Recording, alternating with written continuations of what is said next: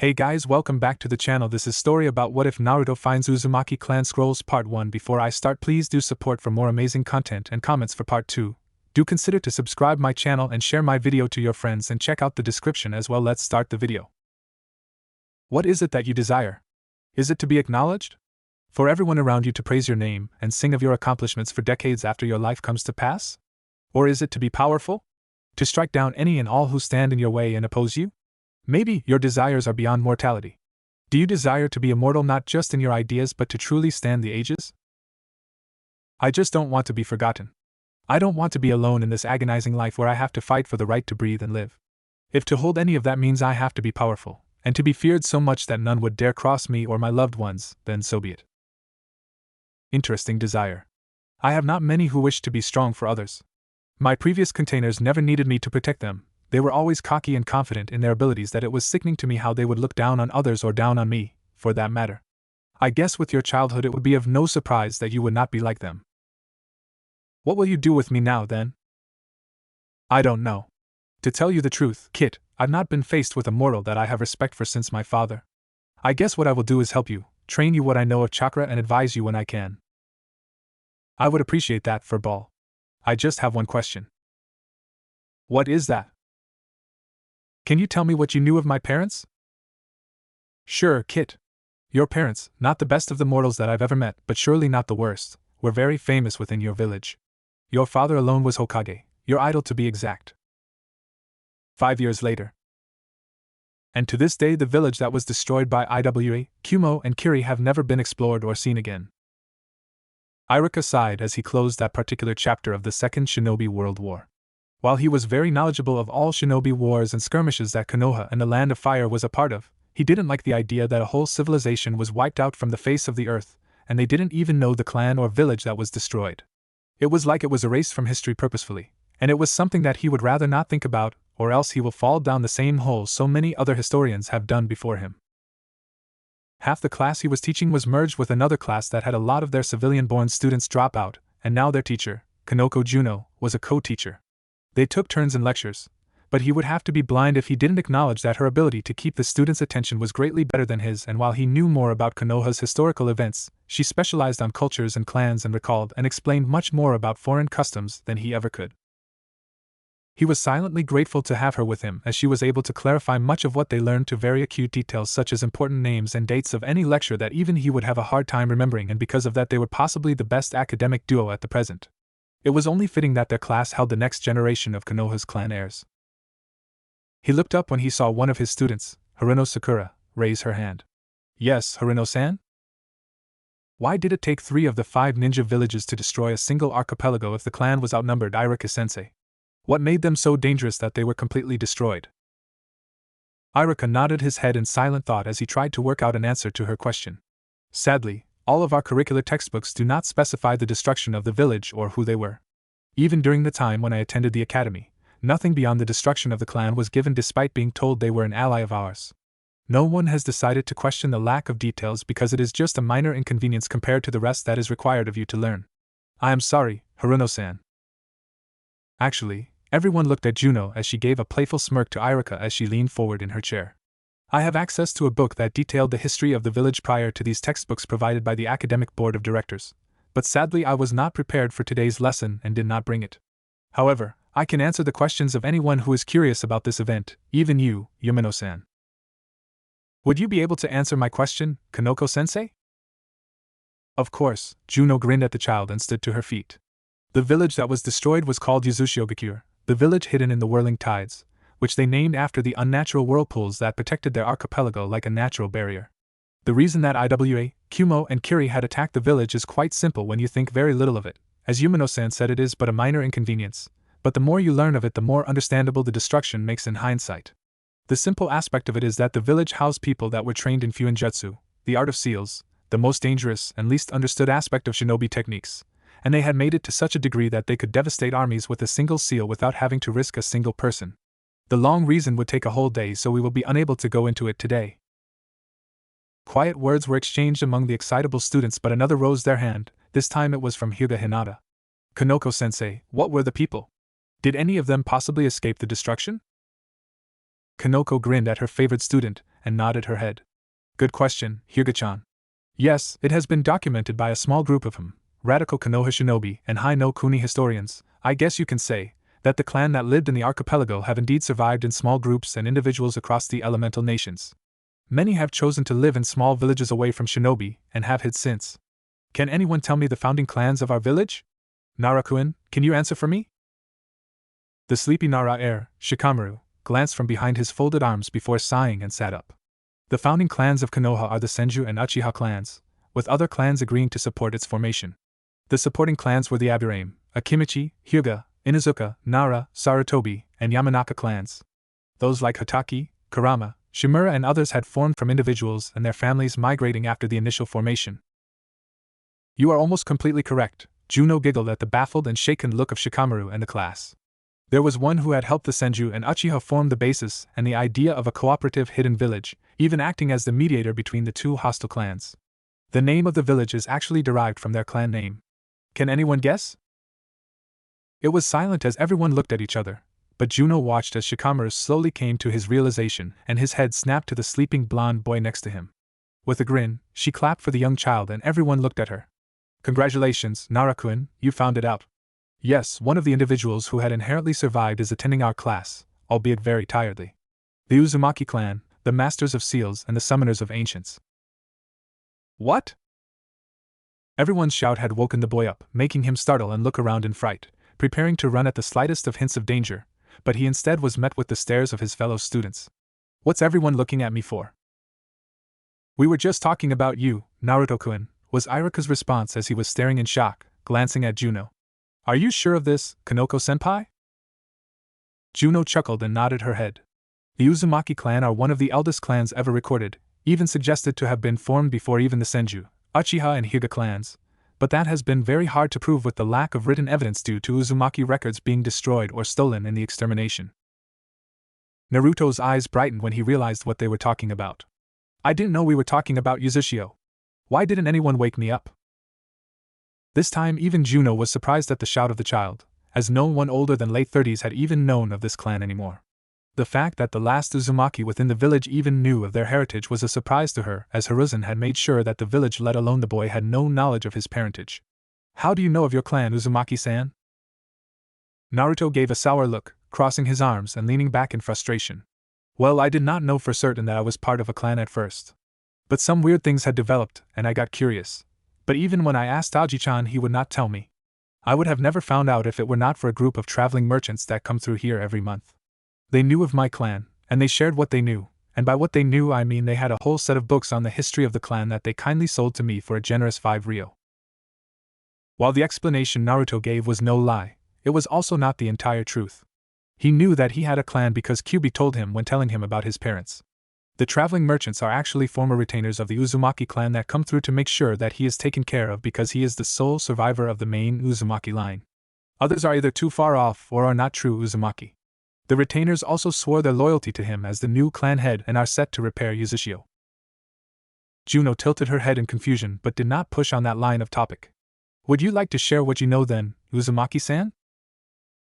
Naruto took a moment to think on the request, looking around the room to see everyone looking at him in surprise. Even Sasuke and Shikamaru were giving him their full attention. I'm going to assume you briefly explained why they were destroyed in the first place. The Uzumaki were not only Fuinjutsu experts, despite that being the main thing they were destroyed for. They also had very long lives, the average age of death for them being about 170 years old, and because of that they are also very durable and have been noted to withstand much more severe injuries and recover easily. On top of that, they also had a unique ability to heal themselves and others through the consumption of their chakra. This unique ability is also what made the teams of Uzushiogakure even scarier than normal villagers. Back in their prime, Uzushiogakure would have teams of 5, which is where we got the idea for Genin cells. Uzushio teams included a Jounin leader, 3 ninjutsu and genjutsu specialists, and the final member would be trained to use just kenjutsu and support fuinjutsu that would consume as little chakra as possible. This would conserve their chakra for the times needed to heal their teammates, and Uzumaki are noted for having highly potent chakra that grants extra abilities. They were also designated as the sensory agents of the team, but nearly all Uzumaki had the ability to sense chakra for a minimum of 2.5 miles. Naruto grinned as he looked up at Irika, asking him, I'm sure you're going to be proud of me when I say this, Irika-sensei.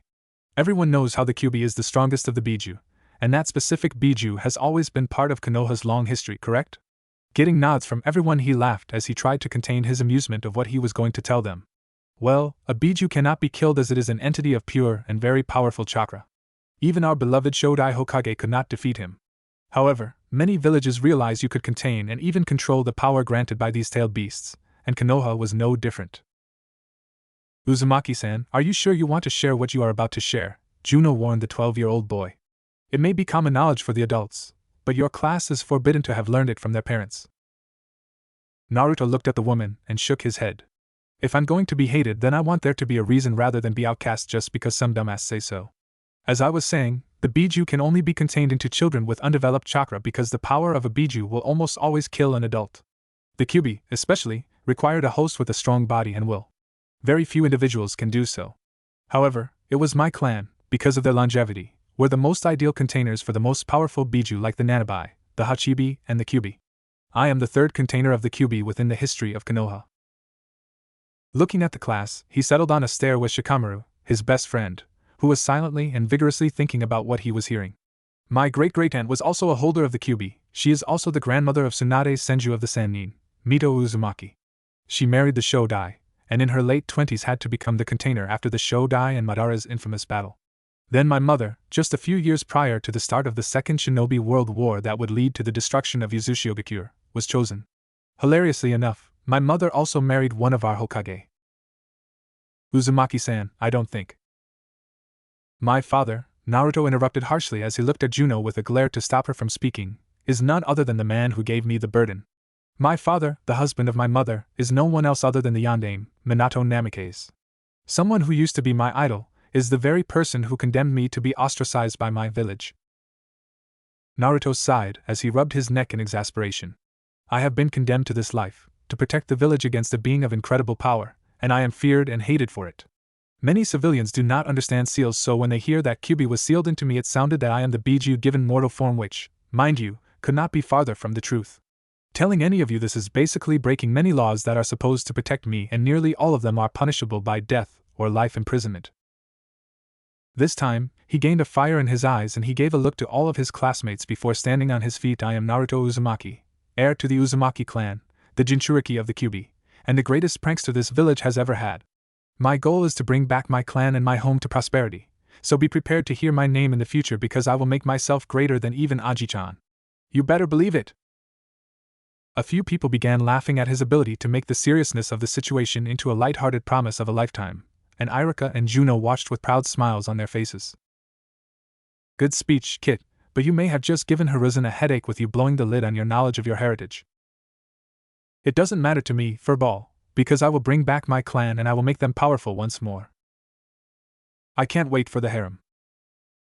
Wait. Harem? So you passed your test? Yup. All it took was purposefully failing the test and tricking Mizuki into having us take the Forbidden Scroll, to which we copied and began using the jutsu that are written within. Correct again.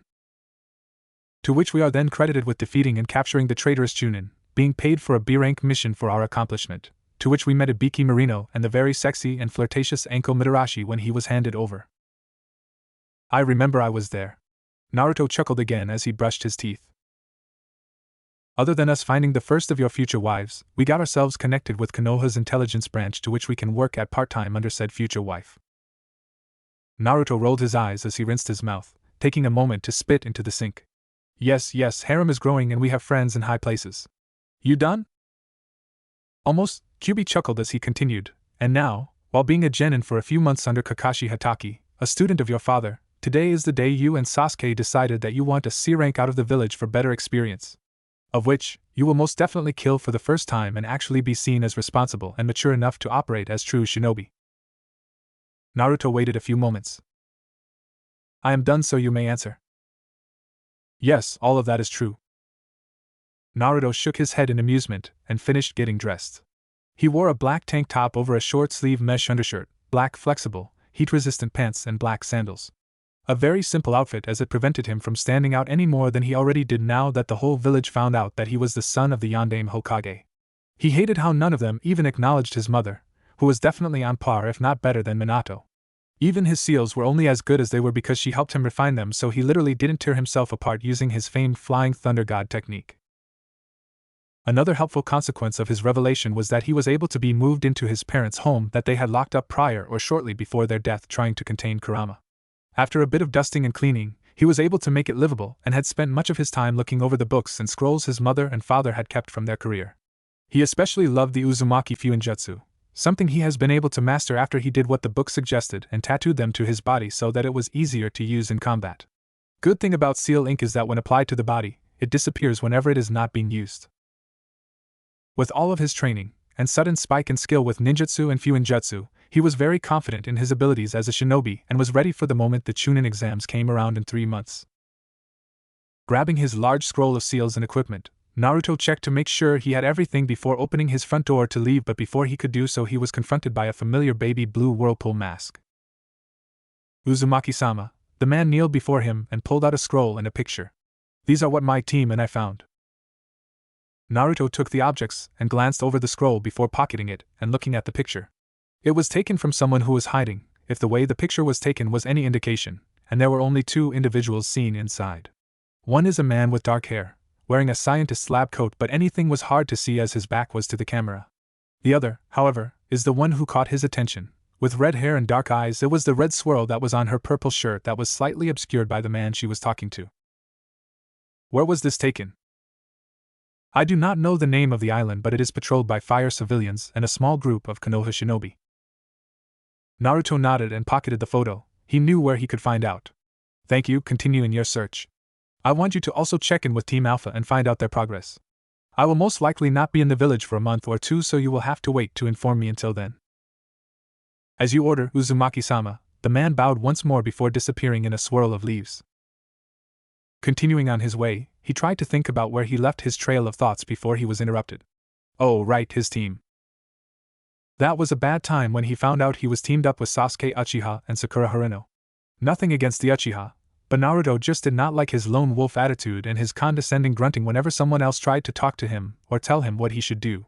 Sakura, well, she was weak, she had no actual desire to be a kunoichi, and the only reason she stuck with the academy was because of her obsession with the last Uchiha. That and her father would be damned if she didn't become a kunoichi. He loved and praised the ninja profession, and has countlessly confessed that if he was ever needed he would rejoin the shinobi force and even give his life for his village. Their teacher, however, was very good at keeping them together and not at each other's throats constantly. Kakashi Hatake, the last of the Hatake clan and with no apparent interest to find a woman to continue the line ever since the death of his teammate Rin Noara died. He was very skilled, scary if Naruto was to be honest with himself, but it was no surprise as the man had learned under Minato during the Third Shinobi World War. On top of that, the man was also Anbu at some point, and was even the mentor of Itami Uchiha before the woman went rogue and killed her clan. Overall, he could complain all he wanted, but he realized that he got off lucky in the way of his team. He got an experienced sensei that would be able to teach them quite a lot, and his teammates at least showed potential to not be entirely terrible. It just took a while for him to get along with the Uchiha, but they found a kind of brotherly rivalry in their training, and he would have to be ignorant if he denied that it was working. Sighing from his thoughts, he caught sight of his team and that their sensei was also just arriving, still reading his book, but that was also to be expected. When they made it, he got an annoyed glance from Sasuke and an amused one from his sensei. "I see you are learning very well," Kakashi smiled as he spoke to the blonde. "Gotta pick up something from our time together, otherwise it may look like you're not doing your job," Naruto chuckled as he looked at the amused stare of the Jonin. "Anyway, we agreed that today we will be getting our first C rank and I wanted to make sure I had everything. And that we got a bit more sleep in instead of waiting for his lazy ass." "Too true." "Well, come my little genin, let's get our first C rank as Team Kakashi." "We never agreed to that name," both Naruto and Sasuke told the man at the same time, briefly sharing a look before continuing their walk to the mission office. Yeah, Sakura wanted to pitch in and truthfully, that's all she could manage. "Fine, how about Team Kakashi-sama is so fabulous and his genin will serve as pack mules if they argue with him again." Kakashi glanced back at his students as he opened the door, his eyes smiling at them. "That sounds better, right?" "The first one was better," was all Naruto answered as he entered the room and looked to see Hiruzen inside. "Hello, Aji-sama." "Hello, Naruto-kun, Team 7, Hiruzen smiled as he looked at the team. "D rank again?" Actually, Naruto spoke up, interrupting the old man, We had agreed that we are ready for a C rank outside of the village.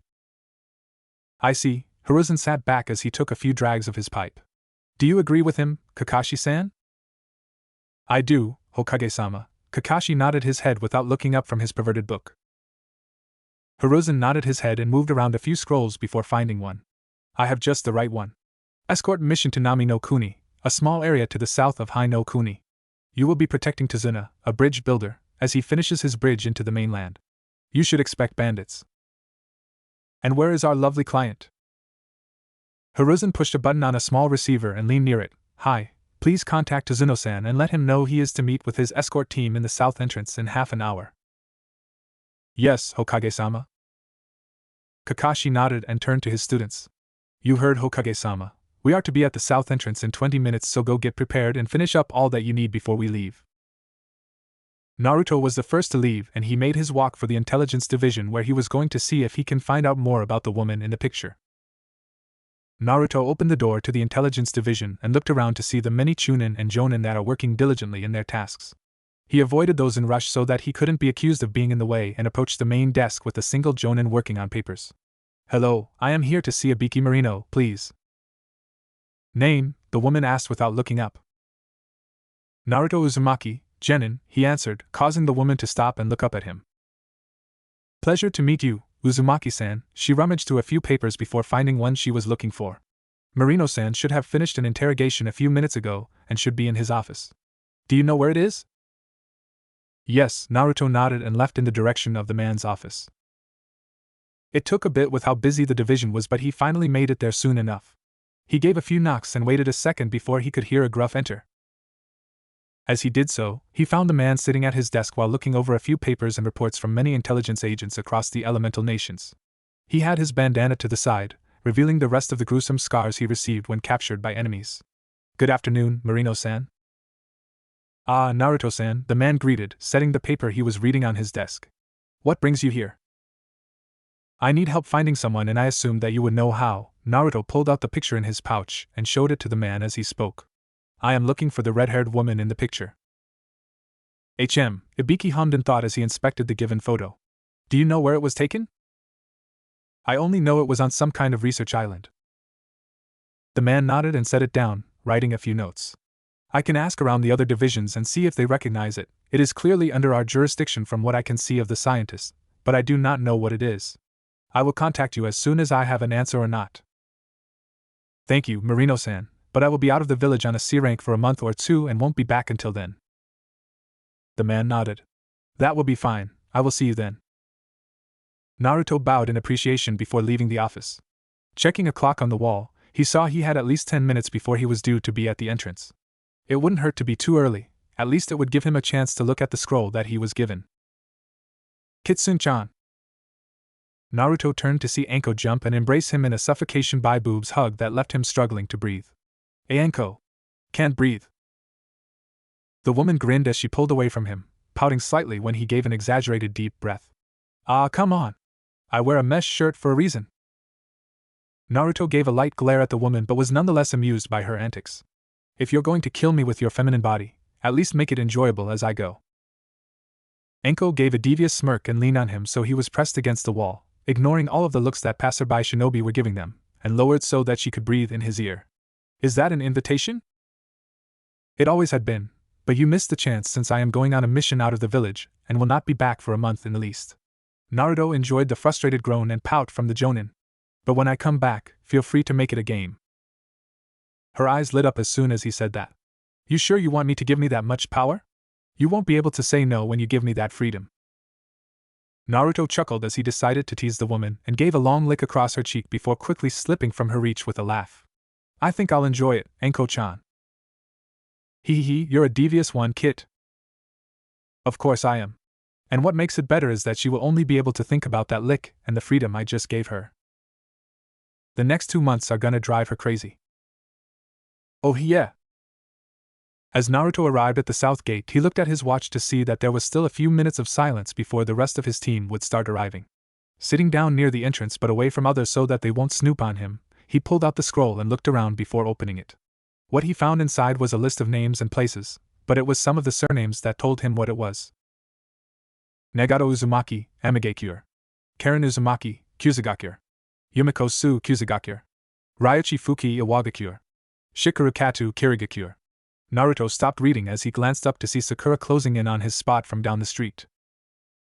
It's a list of names of surviving Uzumaki members or retainers. Naruto silently contemplated this newfound information as he stood up to see Sasuke and Sakura arriving, as well as Kakashi walking down the street with an older-looking man with glasses. Team, Kakashi gained the attention of his students. This is Tazuna, our client. What's with the children? I thought I paid for ninjas, not babies. Naruto raised an eyebrow at the man's shout and couldn't help but feel slightly annoyed, even if he can understand his reasons for how he acted. He did not like being called a child. Hey, we are more than enough to protect you on a C-rank mission, old man. It's not like we're going to face other shinobi villages or anything like that. Kakashi held up his hands to prevent a fight between one of his students and their client. Let's not argue with each other. Come, we have a long walk to Nami and I'd prefer we get you there as soon as possible. While everyone nodded and began their journey for Nami no Kuni, Naruto thought back to the scroll that is in his pouch. I should see about getting missions to these nations and see if I can find them. Hopefully, they're willing to rebuild Uzumaki as well, or that's going to be a problem. Team 7 had been walking for a few hours since leaving Konoha, and it was dawning on the three of them that they were truly outside the walls of their village. Each of them had different reactions, and it couldn't have shown how far apart they truly were as individuals. Sakura was trying not to let her nerves get to her and took to watching Sasuke and swooning over every small action he made. The last loyal Uchiha, however, was on paranoid alert for their surroundings, but that has sadly made him fully aware of the girl's stares. Naruto, however, couldn't have been more relaxed to be out of the confines that his village gave him, but if any were to be inside his head they would see that he was celebrating like a maniac as he read his book on seals. He was practically dancing with Kurama over their newfound freedom. Kakashi, much like his blonde student, was reading his book, but to the trained eye, they could notice that he was glancing at his three students ever so occasionally as to keep an eye on them. He was silently taking notes, and gauging their emotions, even the hidden ones that they did not want to be shown, and he was most pleased with Sasuke's awareness and disappointed in Sakura's choice of a task to pass the time. His most surprising student was the blonde, who, like with his arrival earlier that morning, was reading a book like the Jonin even though it was not as magnificent as the Ika Ika series. Tazuna-san, Sakura got the bridge builder's attention and jogged up to catch up to him. What's Nami like? Is it like Konoha? No, Tazuna stated as he took a swig of his canteen. It's very small compared to Konoha. There are only 100 of us in the village, and we have made our living as fishermen and carpenters. We have usually relied on the protection of Hai no Kuni ever since the end of the Third Shinobi World War, and Yuzu no Kuni was destroyed. Everyone perked up at this, but no one was more interested than Naruto when he heard the name of his ancestral home. You mean you were allied with the Uzumaki clan? Oh yes, Tazuna chuckled, the looks of his escorts going over his head. We supplied them with raw materials and even helped maintain their village, and in turn, they protected us from external nations like Kaze no Kuni and Mizu no Kuni. But when the village was destroyed and its people killed, we had to ally with someone new and we decided to trust the closest nation to our north. But Tazuna-san, Sakura pointed at Naruto as she told him, Naruto is from the Uzumaki clan. Not everyone in the village was killed. That got the man surprised and he looked at the blonde in surprise. Is that right? You look a little young to have been there during the attack. My mother was in the village visiting my great-grandmother when Uzumaki was attacked, Naruto explained to the man, getting a nod and understanding. Did you know any Uzumaki personally? One was a very close friend of mine. He was a Chunin during the Third War, I believe. The old man looked down the road wistfully, a small smile on his face. He died a few weeks prior to the attack on his village, however. I like to think it was for the best. I don't like to think about what had happened to those that were attacked in the village. Only the vilest of people can decide and go through killing an entire people. Agreed, Naruto nodded with a grimace, only faintly seeing Sasuke nod his head as well but without saying anything. Are you skilled with Fuinjutsu as well? Very, Naruto chuckled as he briefly showed the cover of the book he was reading. As you can see, I am well within advanced Fuinjutsu methods as well as theory and application. It was hard at first trying to understand what most books are trying to explain, reason I realized is fragmented or completely false, and have only had luck by using complete working seals. It's like an innate nature to see the intricacies of seals and their capabilities. I am still far from being a master, but I guess you can say I'm like a skilled jonin with them. Tazuna grinned and moved past Sakura to get close to the blonde, his hand grasping his shoulder opposite of the old man, and gave a hearty laugh. I believe you and I can get a mutual benefit of equal satisfaction. My bridge, while as perfect as any other I have seen, is built in a very temperate area and as such is very likely to have heavy wear and tear. I want to avoid that, so what I want to ask of you is that you are to put some of those seals to protect the stone, and in return, I will give you a few things from your clan that I'm sure you would want back. Naruto raised his eyes in surprise. You have Uzumaki clan possessions? I told you I had an Uzumaki friend, didn't I? Tazuna crossed his arms and sighed. Of course, I would give them to you anyway, as it rightfully belongs in the hands of an Uzumaki rather than gathering dust from an attic. I just request some help, that's all. Of course, Naruto jumped at the opportunity to gain something of his clans. It is hard to find anything of the such, even when he has a team scouring and repairing his ancestral home, and his desire for anything from his clan has only been growing as the fruitless endeavors carried on. The man grinned in turn. Great! I really appreciate it. Naruto was going to answer when he felt his sixth sense going off and looked down the road. It was empty, save for 2 puddles of water. That's weird. Naruto slowed down, raising his hand to stop Tazuna as well. Call me crazy, but it hasn't rained in this area for a few weeks. Yes, so? Sakura gave the blonde an annoyed look as she planted her hands on her hips. Then why are there 2 puddles in the middle of the road? Everyone turned to stare at the said puddles. Travelers, Sasuke guessed, but he was reaching for his kunai pouch as he spoke. Kakashi-sensei, I think. As Naruto was trying to talk to his uncaring sensei, he was stopped when a barbed chain shot out from the puddles and latched around the jonin. The 4 others could only watch in horror as the body of their sensei was torn to shreds, leaving them alone and to face the 2 individuals forming from the water. Kirigaki, you're missing Nin, Naruto said as he noticed the scratched-off headbands that showed their previous village allegiance. 1 down, one of them said. 3 to go, the other finished. Immediately, Naruto brought his hands into a sign and shouted, multiple shadow clone jutsu. 14 more Narutos sprung to life around them, surprising both Sakura and Sasuke. Group A, handle the bozo on the left. Group B, protect Tazuna. Yes, boss. Sasuke, we're going to the ugly bastard on the right. Naruto looked at the Uchiha and saw a reluctant nod to his orders. Good, let's go. Naruto slid on his knees to avoid the chain that nearly latched onto him, and went to stab him but was blocked with the gauntlet before Sasuke joined in as well and kicked the man in the chest. Naruto ducked under the chain again, sending a kick to the man's leg before backing off to avoid the gauntlet once more. However, he could not avoid the chain again as it was deflected by Sasuke, and he was sliced along the forearm. Careful, Naruto hissed as he jumped back to glance over his injury, noticing a purple marking along the cut, before jumping back into the fight. We need to handle that chain. Naruto nodded in agreement, both of them jumping back to give themselves room, and looked at the 2 brothers once more.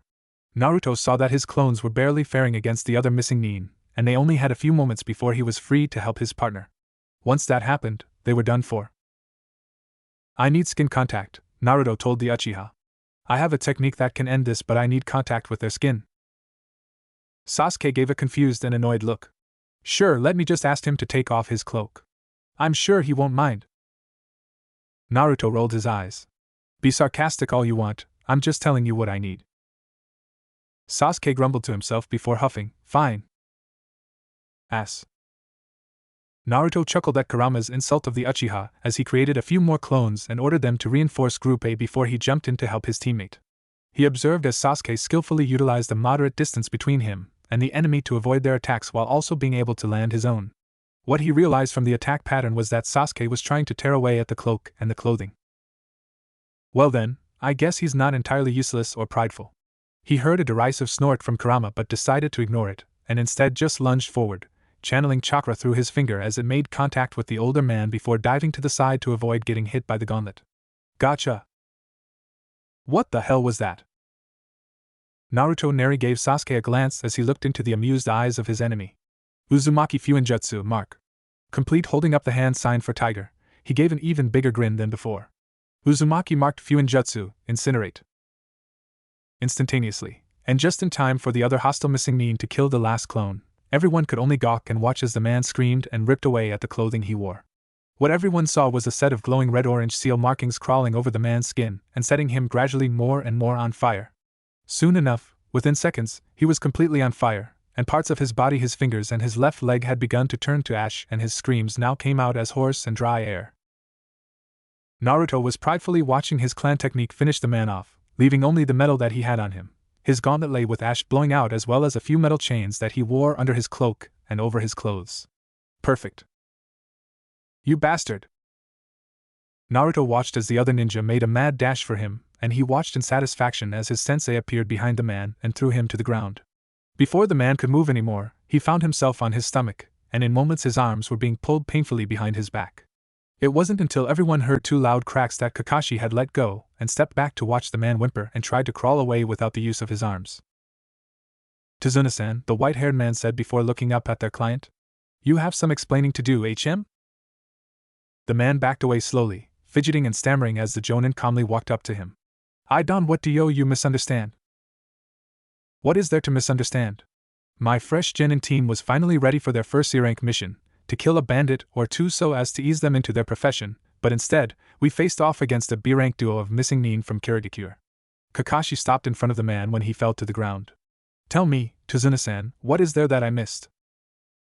Tazuna could only look up at the towering man in abject horror before he gave a dejected sigh, covering his face with his hands. I had to. I wanted to pay for a higher rank, I really did, but my village couldn't scrape together enough money to pay for it. We're desperate. That man is draining the life from my people and more than enough people have died to his stranglehold. What man, Tazuna-san? Naruto asked as he walked up and stood beside his sensei, holding his injured arm. Please, you need to tell us so that we may better gauge our situation. Gato, Tazuna spat the name like it was the vilest, horrid thing he would ever have to tell them. Gato is the owner of Gato Corporations, a conglomerate of various businesses and investors. He came to Nami 5 years ago and had bought up nearly every business within a single year. After he practically controlled our industries, he began firing people. Then he blockaded our island so that we could not leave, and ever since then we had to live under his tyrannical rule. Sitting up, the man looked at Kakashi. He's only just started paying for ninjas to kill me. I thought that after I left then maybe the ninja would have left, but I was wrong. Poor mortal. Seriously, it's like a whole village of me. We should help him. We didn't exactly struggle against those two and we were even able to use Uzumaki techniques. I say that with enemy ninja that this trip got even more value than before. Naruto looked up to see what his sensei was thinking and was shocked to see the man contemplating abandoning the mission. Kakashi-sensei, I think that we should continue on. Sasuke and I were about to handle ourselves pretty well, so I think that we can handle this. I mean, Naruto grinned at the man, we are led by such a fearsome and experienced shinobi. I'm sure nothing will get past you so there should be nothing to worry about. Kakashi gave his blonde student a very skeptical look, but Naruto could see the hint of amusement that seemed to sway the Jonin into caving into his persuasion. Alright, I will have faith in my students and agreed to continue. Only Sakura seemed horrified by the news, as Tazuna was relieved and gave his profound gratitude, and Sasuke smirked and stuck his chest out with pride. Let us continue.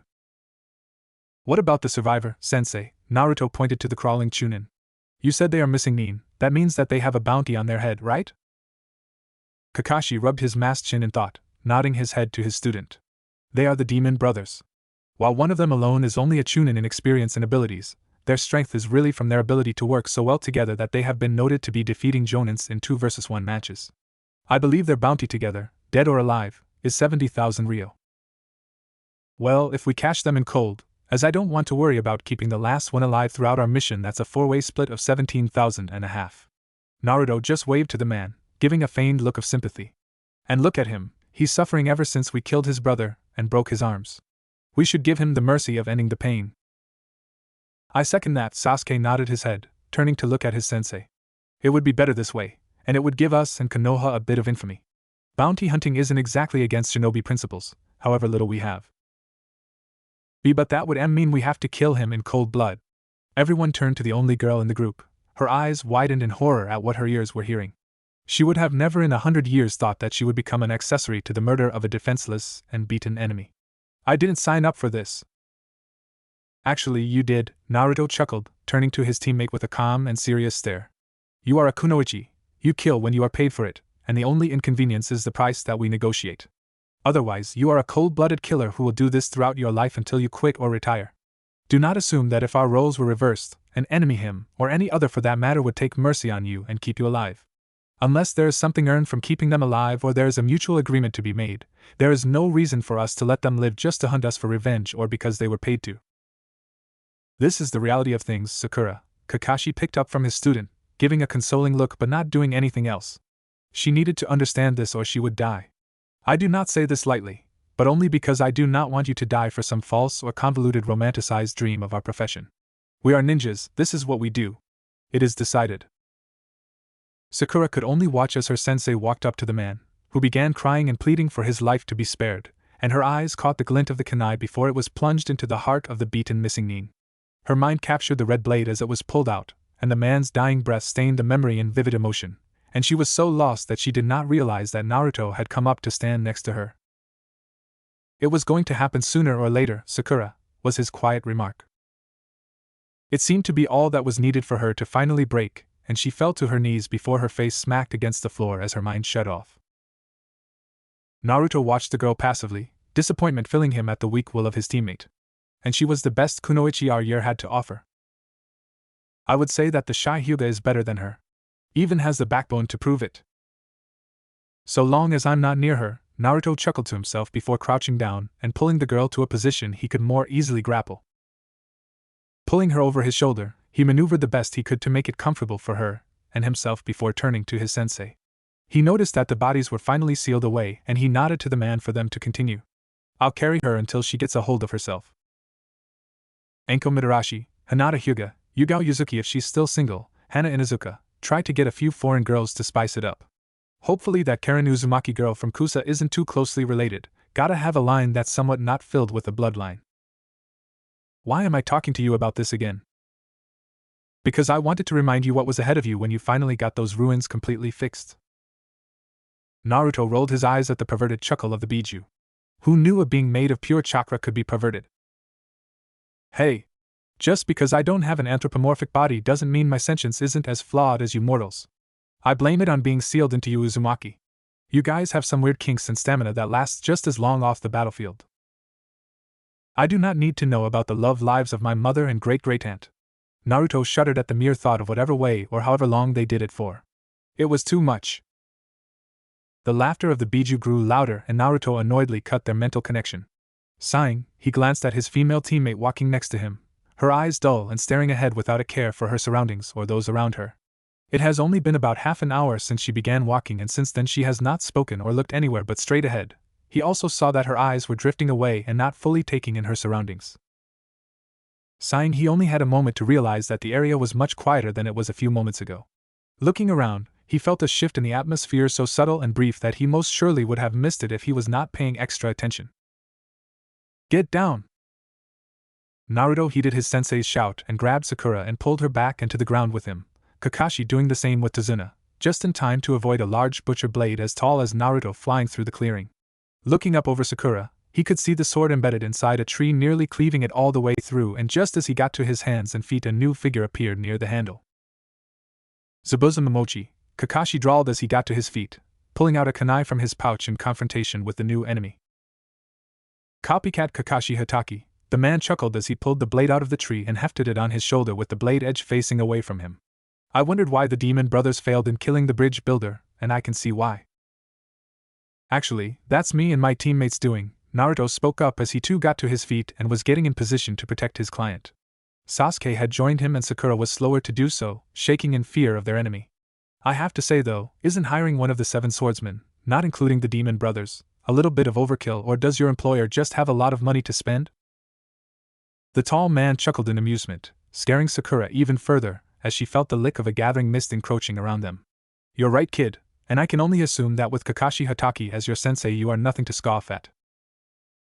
I would be inclined to agree with you. Naruto gave a grin and brought his hands into a hand sign, and brought up a dozen clones to blend into. I have to say, this fight would be better since you have less clothing than the other two. Naruto, Kakashi interrupted, pulling up his headband and revealing a Sharingan that briefly spun wildly. You, Sasuke, and Sakura will protect the bridge builder. If it looks like I may die, you all will run away as fast as you can and hide to make your way back to Konoha. Am I understood? Not at all.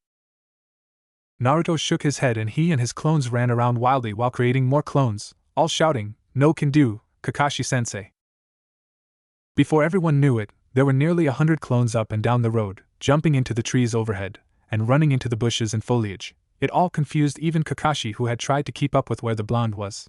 He is cunning, I'll give him that. Zabuza looked around to see that he was surrounded by a lot of clones, and by even the briefest glance he can tell they were more than just a simple illusion clone, shadow clones, very impressive from a genin. Sadly, that will not be enough for you to survive. He swung his arm in a wide arc, tearing through a few clones as he cut the one that was approaching him from behind, and gave a bloodthirsty grin that caused the mist to thicken and obscure everyone's vision even further. Here is a little lesson for you, genin. Everyone except Naruto looked around trying to find the man through the chakra-laced mist, but Naruto was paying attention to the man's attacks as his clones were killed one after the other. His clones were all trying to fight whenever they briefly saw the man, but his speed was incredible, and he blended in the fog as soon as he killed a clone or two that none were able to get skin contact so he can mark the man. Every Kyoryuger shinobi is trained to use this technique, he began speaking again through the fog. The silent killing technique developed to imitate the island of Kiri where the mist is the thickest and we train our assassination skills. The 7 swordsmen use this to even greater effect. Naruto substituted with a clone just in time to avoid the massive blade that would have surely taken him out. Aha, almost got you. Almost isn't good enough, various Narutos called out to the man as they all substituted with each other to confuse the man a little more. I thought a trained shinobi such as you would know that? Laughter chilled everyone's spines as they felt it was demonic, but Kakashi and the Narutos were able to suppress it to a better extent. I like you more than others, how about coming and being my apprentice? I can always use another. Naruto hummed as he counted more of his clones dying to the man. I would accept such an offer, but I cannot leave my team or my village. And I'm paid to do a mission, what little honor I have dictates I must see it through. I am sorry. Silence greeted everyone, but they heard the deaths of more clones dying in the fog which set them on edge even further. Then I will get rid of the obstacle and ask you again. Naruto's eyes widened when he felt the deaths of the clones that surrounded the bridge builder. He's going straight for them. He quickly substituted himself with a clone, and what he saw made him accept that it was the worst moment to do so. There you are, Zabuza chuckled sinisterly as he was face to face with the blonde. No, there you are. Zabuza whipped around as he felt numerous clones jump on him with a brief moment that he was stopped, and it took him a few more seconds to realize that foreign chakra was invading his skin. He yanked a few off and killed the others, looking at his body to see a few swirls grafted onto his skin with chakra ink. What is this? Uzumaki Fuinjutsu, Mark, Naruto told the man with a grin. Complete. Zabuza watched as the boy held the ram sign, and before he could do anything, his body immediately felt like it was on fire, and he was forced to his knees and dropped his sword. Black-purple chains of pure chakra wrapped around him from the seals and held him to the ground tightly so that he was unable to move.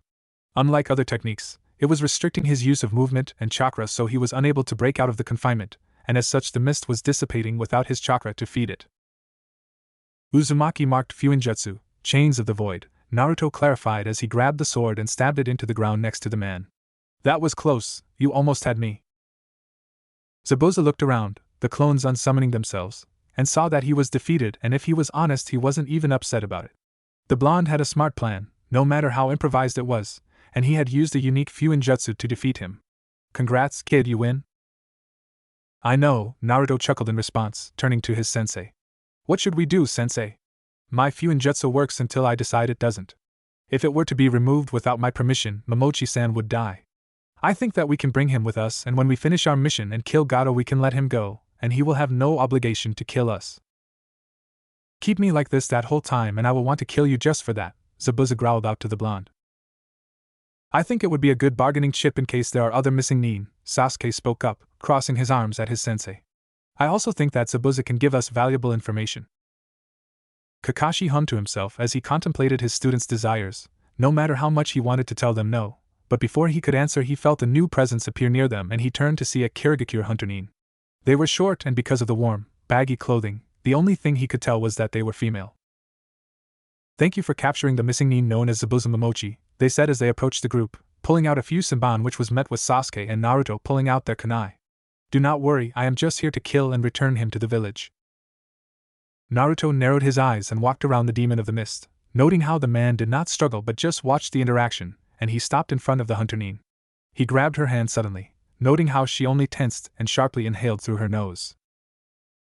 Naruto, Sakura growled from behind him. Don't be acting like a pervert or I swear to Kami. Naruto just ignored her and rolled his thumb over the hunter nin's knuckles and fingers, noting the very few calluses that were there as opposed to his or even Kakashi's. I would assume that your lack of marks and calluses on your hands is because you handle Saban instead of kunai. It is indeed, Konoha-san, she nodded her head. Why would my hands matter? Because a ninja such as yourself would have marks to show your experience and your battles. As the cleaner a hand is, the less refined they are, and the more likely such a person is a fraud or conspirator. Naruto left the suggestion in the air and traced his fingers lightly over the palm of the girl, smirking when she shivered at his touch. But I guess I am satisfied and am happy to let you take him from our hands. After getting her hand back, she bowed before him and gave her thanks before approaching the captured man and stabbing her two Senbon into specific places of the man's neck. She paused when she saw that the Fuinjutsu was still in effect and turned to look at Naruto. I would appreciate it if you deactivate your seals, please. And I need to prepare for the ritual beheading, so I would also like for you all to leave. Naruto waved his hand, stopping his technique from working, and gave a small smirk before turning to his sensei. I guess we should continue on. Kakashi nodded his head in agreement. Yes, let's. The rest of the walk to the village was peaceful, thankfully, as it seems Gato thought hiring 3 missing nin would be enough to kill the bridge builder. It wasn't until they neared Tazuna's house that Naruto decided to speak up to his sensei and teammates. Zabuza Momochi is still alive. What? Naruto raised an eyebrow as he looked at his female teammate, who screamed in horror with their client, but he was glad she was out of the rut that she found herself in. Maybe she can finally find it in herself to take this more seriously, or critically think about quitting as a kunoichi. You heard me correctly. But we saw him get taken by a kunoichi of Kirigakure, who happened to have tracked us just in time for when we were finding out what to do with him. Naruto interrupted Sakura before she could say any more of her assumption. It's not hard to kill for or even steal the headband of a village, especially one that you were formerly a part of, and that kunoichi seemed a little young to be a hunter nin, and her chakra wasn't even on the same level of young prodigies like our sensei, or even Itachi Uchiha. Sasuke twitched at the mention of his brother but said nothing and scowled to himself. He's right, Kakashi nodded, almost proud of his student's observation. I actually wondered if any of you realized it or not. I may be blonde, but I'm not blind. Naruto gave a blank glare to the white-haired man. But there was Saban sticking out of his neck, Sakura told them with a weak voice, looking ready to faint. There are certain parts in that area of the body that can put someone into a death-like state, Kakashi told her, rubbing his chin in thought. It is extremely difficult to do and requires immense accuracy, so whoever is working with Zabuza is clearly trained as a kunoichi. And a Chunin or Jonin level 1 at that, Naruto affirmed with a nod. That, and when I was feeling Zabuza's accomplice, I was able to feel her chakra, and it was very much not to the standards of an elite shinobi like Hunter nin claimed to be. I just knew that with how exhausted we were, and how unknown they were to us, that it was not smart to attack them. Why didn't you use your overpowered burning seal? Sasuke asked, speaking the thought everyone else had at that moment. Naruto was quiet, but by the smirk on his face and the distant look he had at the forest, it wasn't something he was willing to share. Let's say that my motives are my own for why I didn't just kill her. TCH, you really are a pervert, Sasuke huffed with a shake of his head. Naruto ignored the comment, either denying nor affirming the claim, which only infuriated Sakura, but she took a few calming breaths. How much time do you think we have until Zabuza comes after us again? Sasuke asked Kakashi the million Ryo question that was on everyone's minds at that point. Kakashi hummed again as he pulled out his book to begin reading. I give him 3 weeks, that should be enough time for him to recover to satisfactory strength to come for Tazuna-san. That will be enough time to start our training and stake out Gato's forces.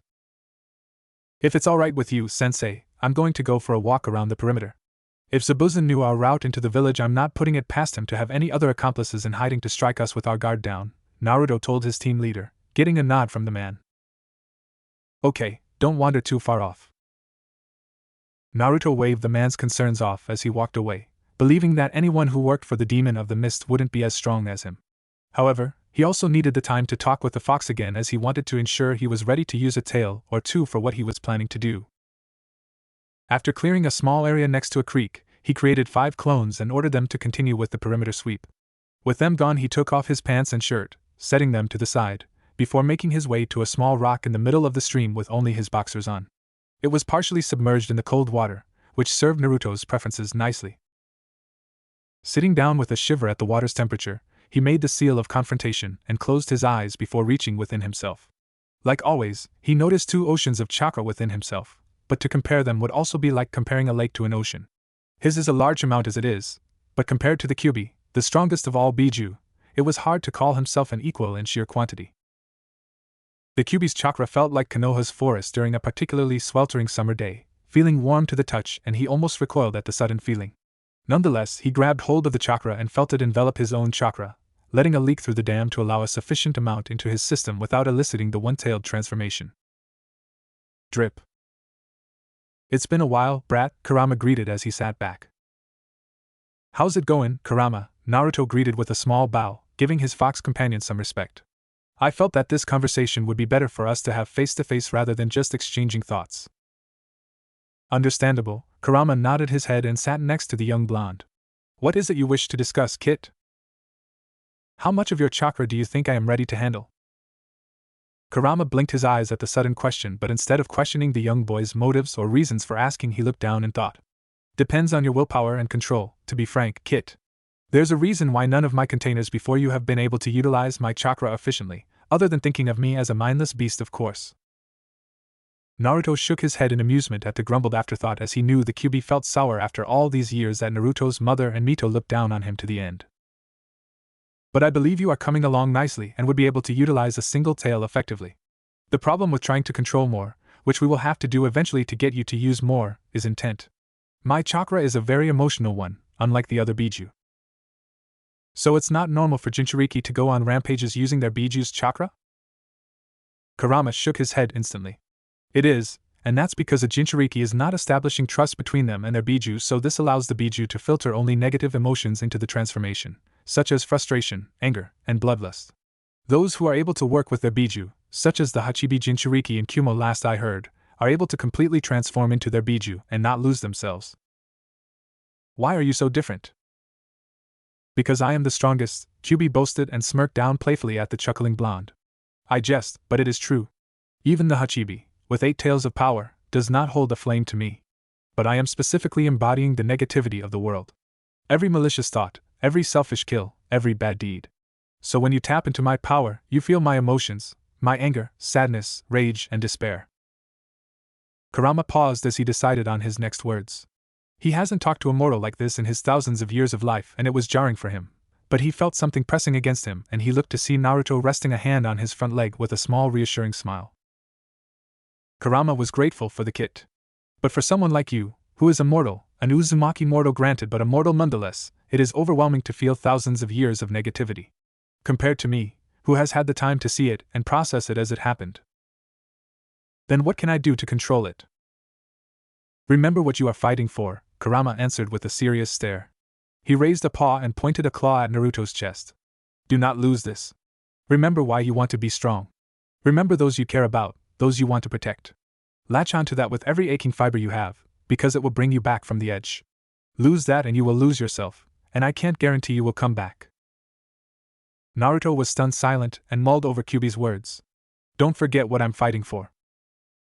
With a determined nod, Naruto got to his feet and hugged the leg of the large fox, getting a surprised look.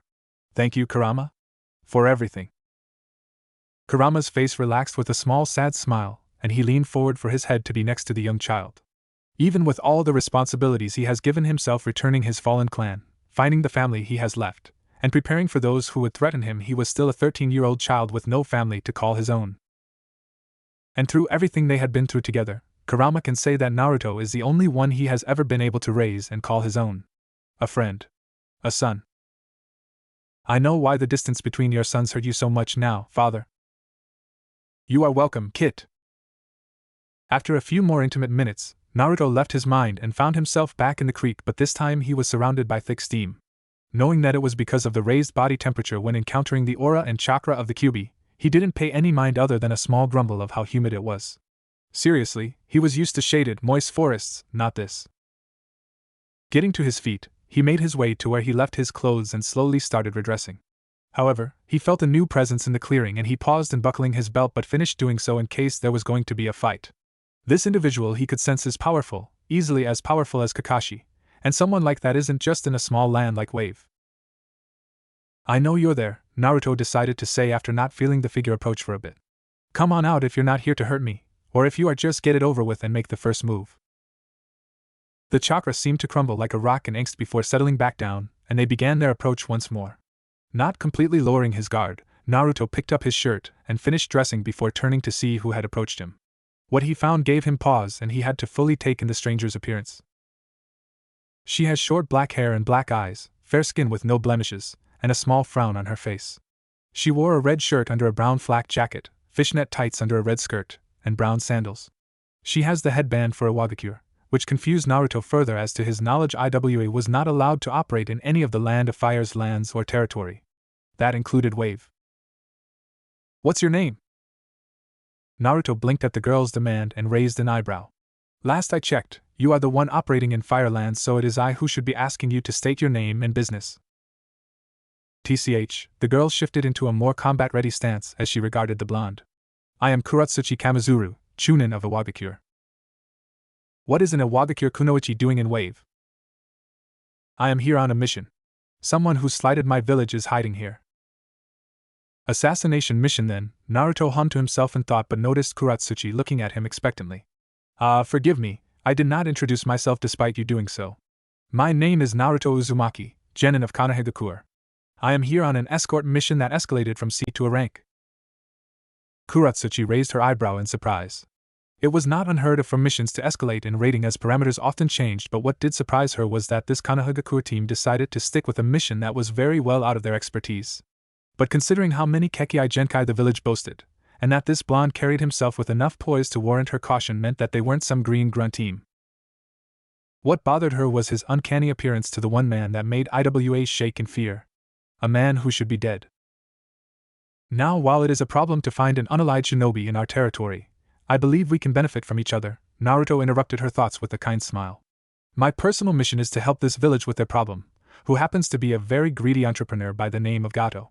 Me killing him will cause many problems in the wider world politics, as he keeps plenty of influential people in his pocket, and I may find quite a few of them against me, but I believe that it is the price to pay to help these people. Kuratsuchi nodded her head in understanding, as she would do the same if the village was as bad as it sounded. Undue suffering made her upset and oftentimes very violent against the perpetrators.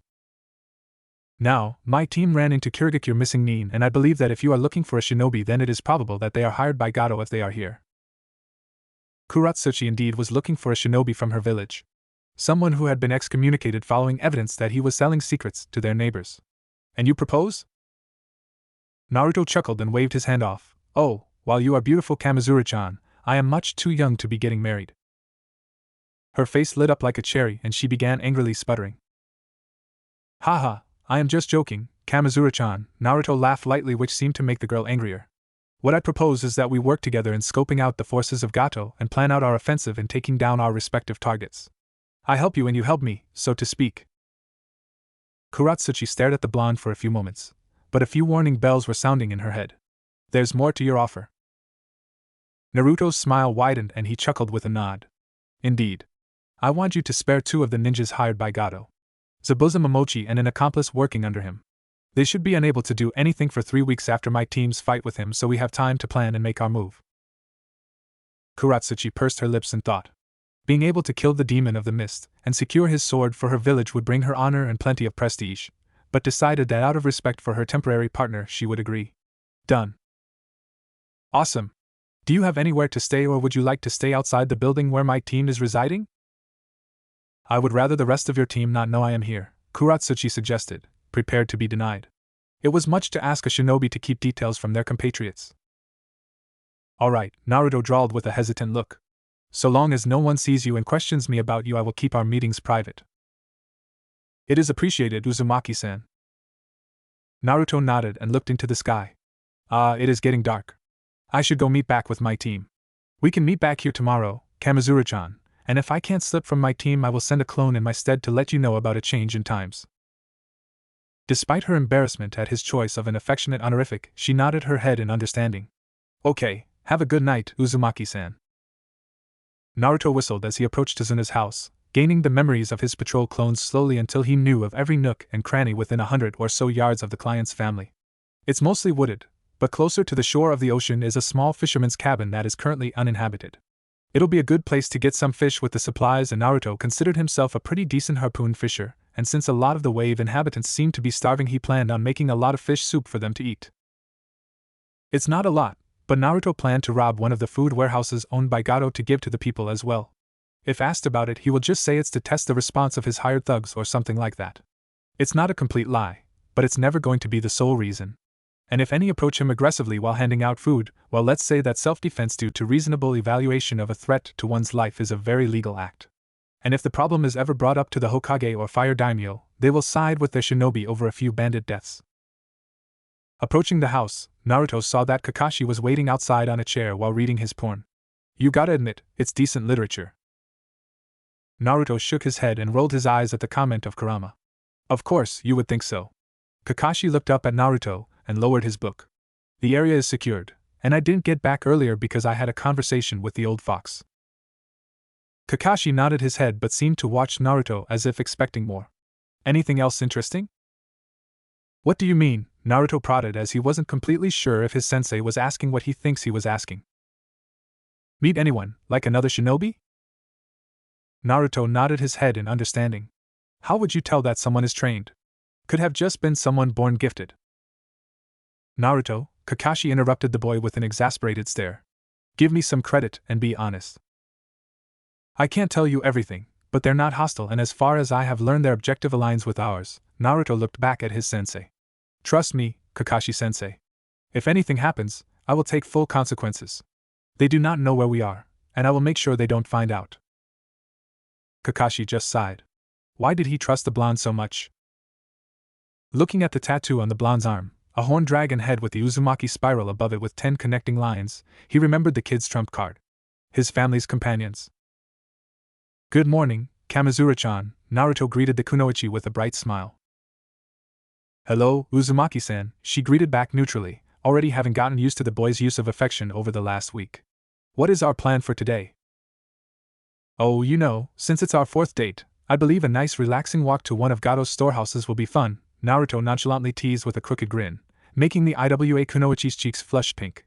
Then I was thinking that we kill all of his hired thugs as a warning, and watch how they respond to a form of blatant aggression with some snacks and a blanket to keep ourselves warm as we cuddle. Ignoring all of his teasing comments with a blush, Kuratsuchi was able to piece together their mission for the day and nodded her head in understanding. Understood.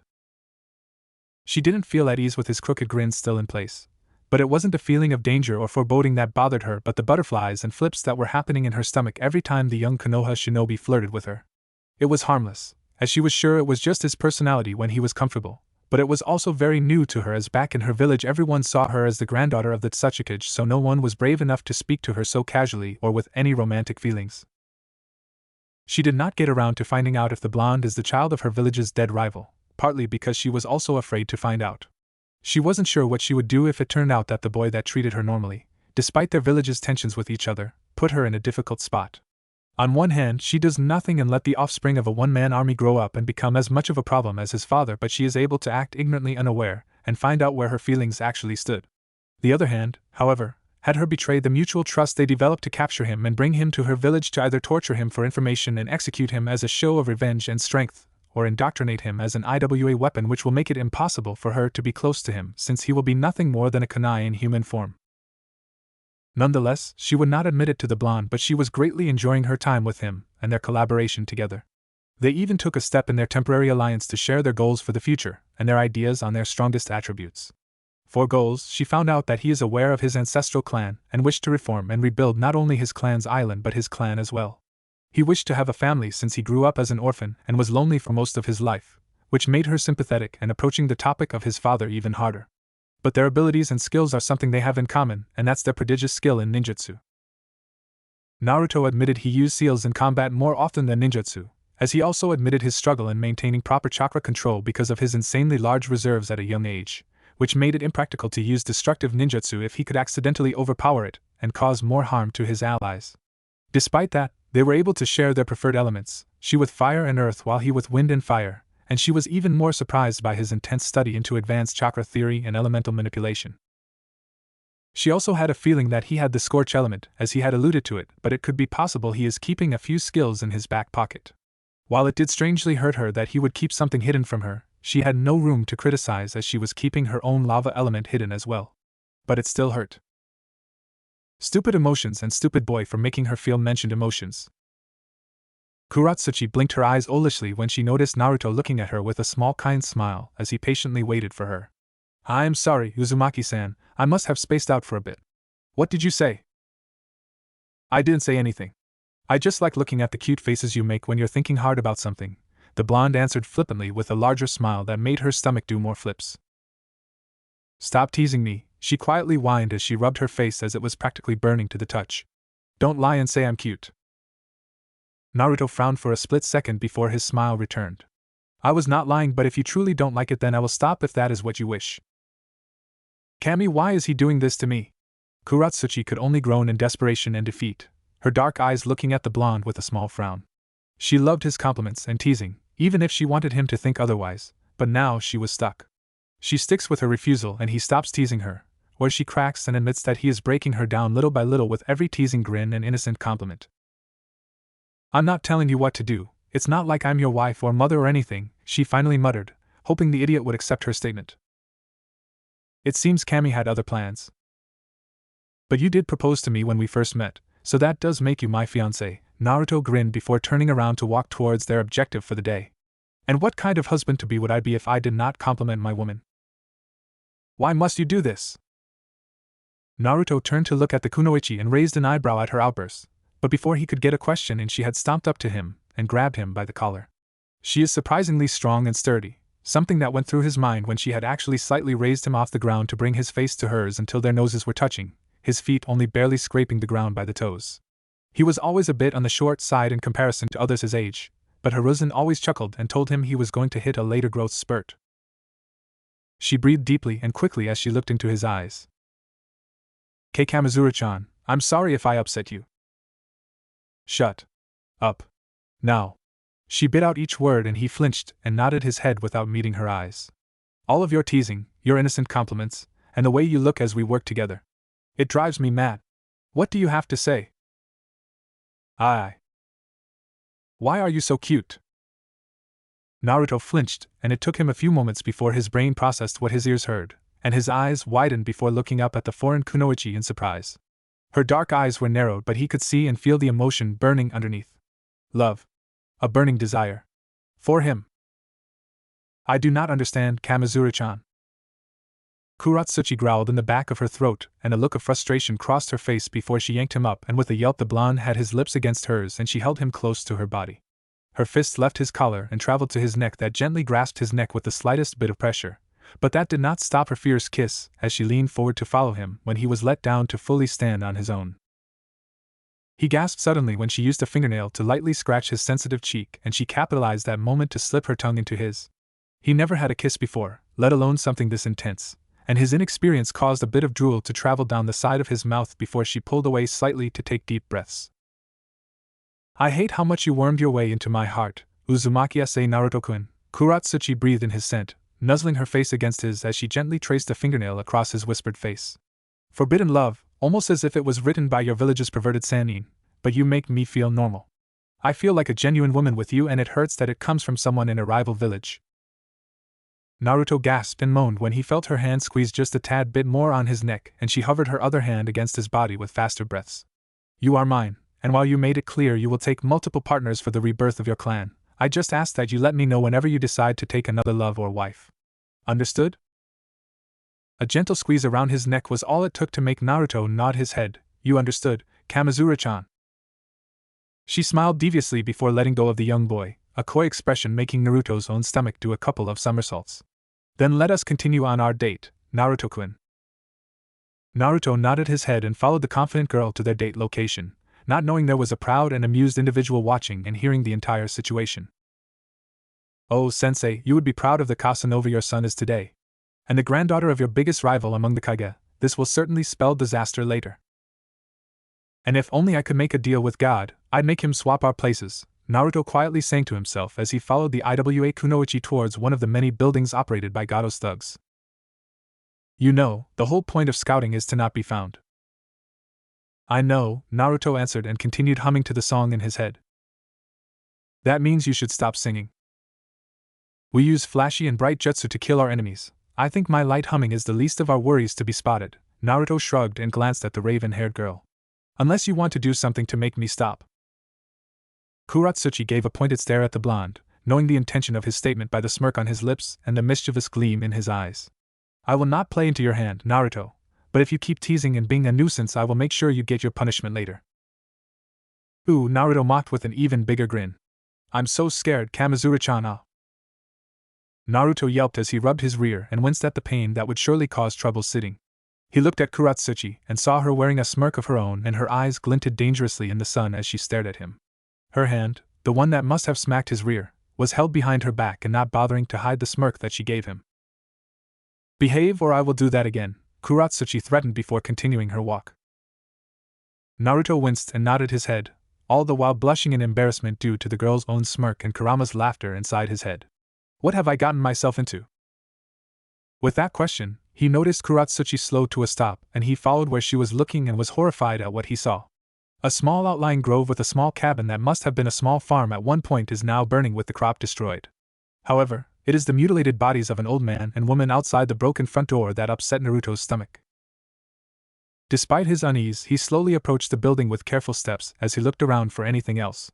He saw nothing up until he reached the bodies, and he just gazed at them with a blank expression, but he could feel his eyes tearing up at the sight. Looking up, he moved around the corpses and into the house where he found it in complete disaster. Overturned furniture and shelving, broken picture frames, and shattered glass over the floor, it looked to have been looted for anything valuable not nailed to the ground. A blood trail led further into the house and he followed it, not hearing or noticing Kuratsuchi slowly following from behind. She had a pained expression on her face as she took in what happened, but her attention followed her blonde companion in worry about how he may react. He reached a bedroom that seemed to be a kid and adult's room if the small and large beds were anything to guess, but what grabbed hold of his attention is what is at the end of the blood trail. A man in his mid-20s, bleeding heavily with multiple slash and stab wounds but still barely breathing despite the wounds. His eyes slowly tried focusing on his as he approached, and a few gasps came out with his breathing.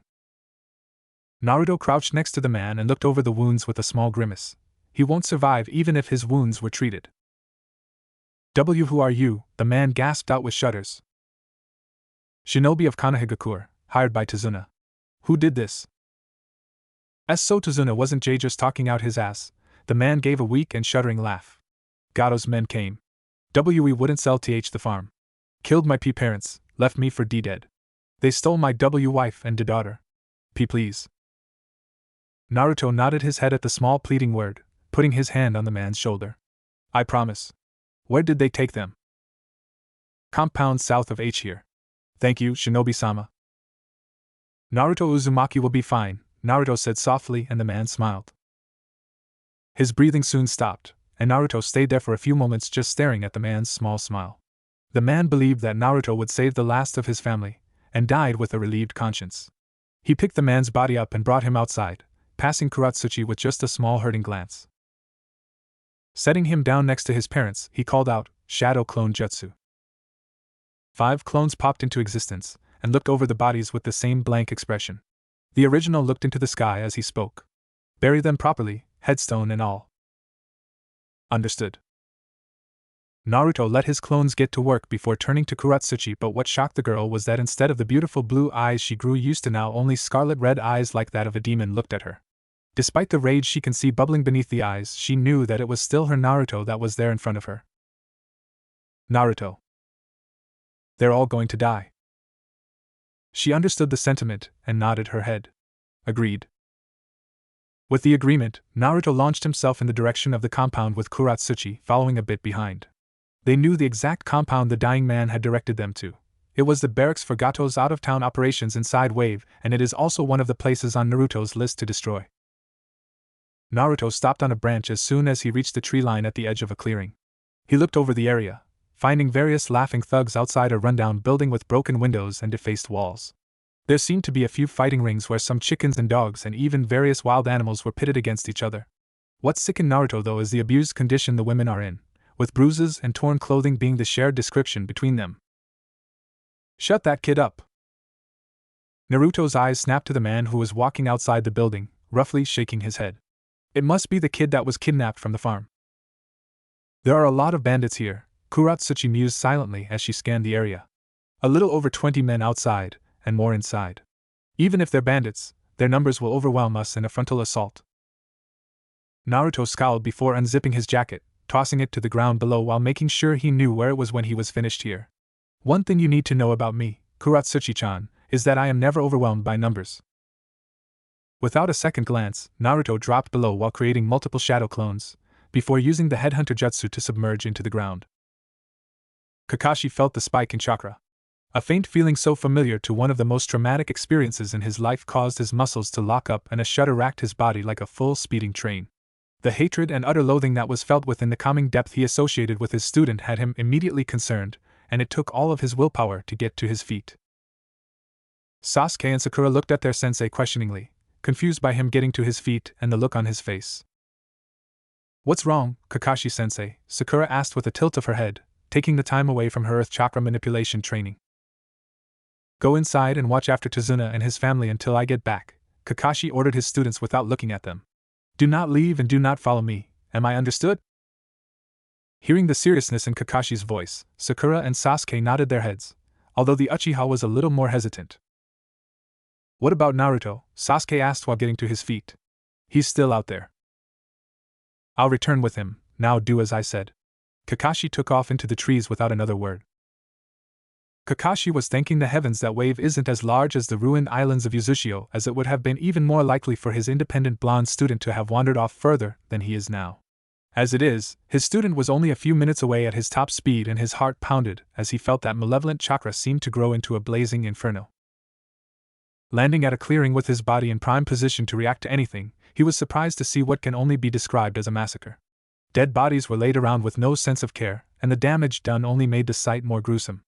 As he walked forward, noting the small rivers of blood that run along the dirt like a murky swamp, he came to the rundown building where he could hear voices inside.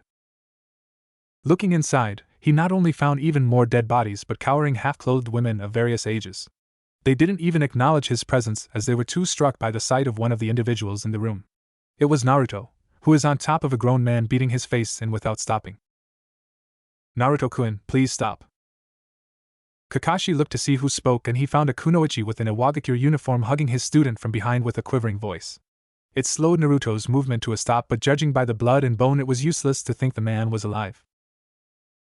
"I was too late." Hearing the broken voice of his student, Kakashi decided to slowly enter the room and approach the blonde. He was shaking with clenched fists, gripping his head even as the unknown kunoichi whispered words into his ear. He sobbed finally, and that one noise was enough to break a dam. "Ah!" His scream is full of pain and anger, arching his body as if he was ready to go to the heavens, only breaking Kakashi's heart even more as he was sobbing and sniffling through it all. "I was too late to save them. I failed in my promise. I failed. I'm sorry. I'm sorry. Forgive me, please. I'm sorry." Kakashi couldn't take it anymore, and he used a reality genjutsu that would be able to put everyone in the room to sleep. "I'm sorry, Naruto." Naruto shot up with a wide gaze, looking around the room he was in with lightning-fast analysis before relaxing when he realized that it was his shared room with Sasuke and Kakashi. He doesn't know how long he had been asleep, but it was bright out, so it is either only an hour or it is an entire day. It was weird for him to be asleep with no ability to contact Kurama or to influence his dreams as he usually could. The door opened and Kakashi walked in, his lone eye finding Naruto's. There seemed to be a big weight released from his posture, and he moved inside and sat down near the blonde Jinchuriki. It was silent as neither looked at the other, but thankfully it was Kakashi that broke the silence. "Do you want to talk about it?" Naruto glanced to see Kakashi now looking at him with a soft and understanding gaze. He just shrugged, leaning his head back against the wall. "I'm over it now. There's nothing I can change anymore." "That may be true, but it is still good to talk about these things." "What would you like me to say?" "I wish I could have been there faster, that I was stronger, that I knew some dark jutsu that can reverse the innocent deaths that I could not prevent." Naruto scoffed and looked at his sensei without moving his head from the wall. "I'm not insane or gullible. I understand that this is our world, that no matter how strong I can be it would not matter as I cannot save everyone. I'm not the Rikuta Sannin. I'm not a godlike being." Kakashi nodded his head and leaned his head back with closed eyes, feeling his duty as sensei to get his student to open up about the experience. "Explain the train of events to me. Whose promise did you fail?" Naruto grimaced but knew that Kakashi won't let him go until he was satisfied, so with a sigh he decided to answer the man. "My partner." He stopped immediately as he realized that Kuratsuchi was with him when his sensei found them. "The kunoichi is fine, she's resting in Sakura's room," Kakashi informed him. Naruto sighed in relief with a grateful nod. "Thank you, Kakashi-sensei. As I was saying, my partner and I were going to scout out a food warehouse and possibly steal it all to give to the starving villagers, after interrogating any mercenaries we captured. However, we came across a small outlying farm and we found it burning with 3 dead bodies, an older couple, and the lone survivor, a husband and father. Naruto gave a shaky sigh as he ran a hand through his hair, looking down at the floorboard. His wife and daughter were taken by the thugs, and he died after he asked for me to save them, and I accepted. When we arrived, I thought that we had enough time to save them. Kakashi noticed the pause and looked at his student to see him squeezing his eyes shut and clenching his fists against his pants. What did you see? They butchered the little girl, Naruto growled, and a few tears fell down his cheeks before he wiped his face angrily. The woman was beaten so badly as they raped her that she couldn't recognize the world around her. She was broken, sensei, and no amount of medical jutsu would fix her. What do you do for her then? Naruto slammed his fist into the wall, creating a hole to reveal the outside from his strength. I lost it, Kakashi. I've been learning how to control Kyuubi's power, to manage my rage and hatred so I don't lose myself to the power. But seeing that little girl and her mother like that, I couldn't hold myself back. I butchered them like animals. Kakashi nodded his head so far. His student is working through the emotions, and it meant living through his actions posthumously no matter how tragic it was. Minato was there for him when he was in Naruto's situation, and he will return the kindness in turn. What did you do? I didn't even let them die quickly, Naruto said without hesitation, his blue eyes now orange as he seemed to grin at the memories of what he did. It quickly turned to a scowl as he remembered why he did it. No death was merciful, sensei. I made sure that each bastard lived through what I did. I cut off their dicks, I cut them open like lab rats, and pulled out their entrails. I made a guy eat another man's heart, sensei. The last man I wanted to finish especially painfully, Naruto spoke slowly and deeply as if he was living the moment again. I used my kunai to pin him to the floor by his palms before straddling him, and then snapped every single finger. I made sure that everything he felt is real and so much more than anything he could have done to that woman. I enjoyed his screams and his pleas for me to have mercy on him. I enjoyed it as he cried and begged for any of the women he raped and assaulted to help him, and I especially enjoyed it as I beat his head in. Naruto turned quiet as he leaned his head back against the wall, and his orange eyes looked at the ceiling. I didn't stop even when he was no longer begging for mercy. I sure as hell didn't stop when he was no longer breathing. I kept going. Every punch got easier. Every punch just made this noise as the mush that was his head couldn't even be recognized as human anymore. I heard Kuratsuchi-chan towards the end, but it didn't register until she was crying and holding me. Naruto breathed slowly and closed his eyes as a few more tears fell down his cheeks. I pride myself on upholding my promises, sensei. If I am to be anything, I want people to know me as someone who keeps to his word. Without that, I am nothing as a shinobi or a person. He met Kakashi's eyes and he seemed to be begging for assurance from the older man. I am a man of my word, and I couldn't do that for a dying man, sensei. I had failed my first promise, and it was for someone who deserved it the most.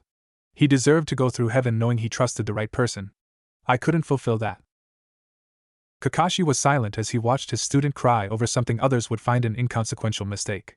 For most shinobi, failing a promise, especially a promise to a dead or dying person, is merely a minor inconvenience, but it wasn't something they lost themselves to.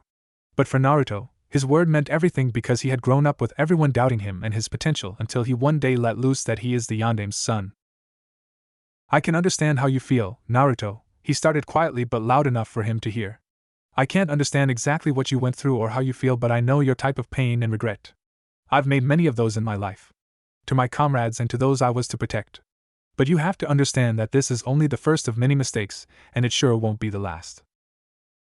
What you can do is learn from this, as everyone else does. You know this is how our world is, that we are at the front of seeing how truly cruel our world can be.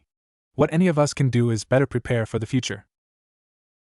Naruto nodded his head as he stared at the floor, lost in his own thoughts. Kakashi sighed but knew his student needed some time to think, so he got up and headed to leave. He stopped at the door, however, and turned to the blonde. Oh, also, I'm not going to tell you who you make friends with or who you fall in love with, but I can only caution certain villages or individuals who would kill you due to your father's deeds in the Third Shinobi War. Naruto glanced up at his teacher in confusion, but the man was already closing the door. He didn't understand why his sensei was getting at him with his statement, but he wanted to see Kuratsuchi and apologize for her seeing him like that. I hope she isn't afraid of me now. Naruto knocked on the door before entering, finding Kuratsuchi laying on a cot that must have been Sakura's before they arrived with Kakashi. She was still asleep it seems, so he slowly walked over and sat down beside her. He slowly stroked her short black hair and focused on her peaceful face now instead of her cries from yesterday. I'm sorry you had to see me like that, Kamizuru-chan, Naruto said to himself since she was still asleep. There's nothing to be sorry for. Kuratsuchi opened her eyes and looked up at Naruto with a sad smile. She grabbed his hand that stopped stroking her head as he seemed too surprised to do anything, and she brought his hand to her lips and gave a kiss to his knuckles. I understand that you were upset, and I'm not afraid of you for it. I'm sorry that you had to experience something as horrible as that. I would have been better prepared if I knew. I thought you already had experienced some things due to how you acted on our patrols, and I'm sorry for not being able to help you. Naruto laid down, and he rested his head in her embrace, wrapping his arms around her and holding her close as she stroked her fingers through his hair. They were quiet as they just held each other, but Naruto could feel a slight tension in her body as if she were prepared for anyone to attack her. You can trust my team, Kuro-chan. My sensei is tolerant of you resting here, but I'm sure he's keeping a watch since you are a kunoichi of an unallied nation. Kuratsuchi scoffed lightly to herself, but she held Naruto closer as if she would be forced away at any moment. As if I would leave you after that. Naruto chuckled into her neck and gave her a kiss before looking into her eyes. I appreciate it, Kuro-chan. Kuratsuchi hummed with a small smile before she slowly began to frown and her eyes unfocused from his own. He tilted his head in confusion before sitting up in concern and was about to ask if she was okay when she spoke. Who are your parents, Naruto-kun? Naruto paused as he looked back at her, and he hesitated to tell her, fearing what she will do when she learns what his heritage is. He's not an idiot. He knows that the current Tsuchikage is of the Kamizura clan and that he had a particular dislike for his father's singular brutal act in the Third Shinobi War. He's also not justifying Minato's actions, as it was an atrocious massacre of life whether they are an enemy or not, but it was also a very smart move to save the life of those he fought with. It also is that singular brutal act that made Iwagakure pull out of the war, allowing Konoha to focus on their lines against Kumogakure. A brutal act that would later save the lives of many allies. Naruto sighed and slumped his shoulders, giving Kuratsuchi time to sit up on her knees. Uzumaki is my mother's last name, my mother being Kushina Uzumaki, also known as the Red Blade of the Swirling Leaves. She is an S-rank kunoichi who was feared during the Third Shinobi War for her assassination skills with her katana that gave her the alias. Naruto paused and looked up at Kuratsuchi, and he felt his eyes tear up in anxiety and fear of what is to happen next. My father is Minato Namikaze, the Yellow Flash and the fourth Hokage. The man who is made famous for his use of a teleporting technique, a man who caused the turning point in the Third Shinobi War at Kanobi Bridge, and the one man most hated by Iwagakure. Naruto clenched his eyes shut and lowered his head, crushed at looking at the horrified look on Kuratsuchi's face, and forced his tears to not fall. I also know that you are the granddaughter of the Tsuchikage, a man who called for the death of anyone related to my father, but I had hoped that we could connect without the influence of our family and villages. I understand if you do not agree.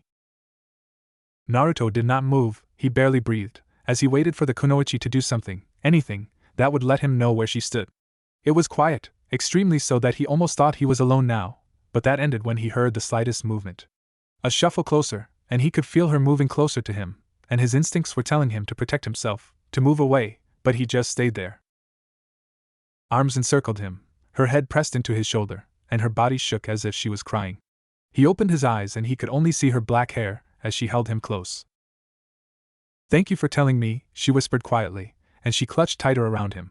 My feelings do not change, I fell in love with who you are.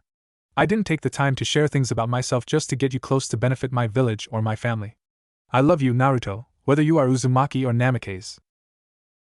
Naruto held her close, and now tears fell from the relief that he felt. Thank you, Kuro-chan, I love you too. I know it'll be hard, but no matter what I will take care of you and protect you. And you never go back on your promise, Kuratsuchi chuckled as she remembered how much the blonde went on about his ninja way. I'll hold you to that promise, Naruto-kun. As the two held each other, Kakashi's clone was leaning against the door while trying to read his book, a small smile on his face as he overheard everything inside. He let his hand limply lay against his chest, no longer trying to act like he was reading, and he exhaled a deep breath that he wasn't sure he was holding. Your boy sure is something, sensei. I can feel that he is going to make a lot of good changes in the near future. With that, the clone silently exploded in a puff of smoke to allow the original the knowledge of what happened there. Where are you off to, Naruto? Kakashi asked from the chair next to the front door. Naruto smiled at the clone of his sensei and shrugged. Just going on a walk. Meditate some more most likely. I'll be back for dinner, hopefully. Kakashi nodded his head and waved his hand for the boy to get going. Ma, then don't let me keep you too long. Just flare your chakra if you ever need assistance. Be careful though, it is close to the time. That's standard procedure, sensei, Naruto grinned with a wave of his hand. See ya, sensei. Naruto would usually be going out on patrol with Kuratsuchi, but 2 days ago, she got a messenger hawk that told her that her target was found working in Sunagakure, and that she was to head back to her village for debriefing.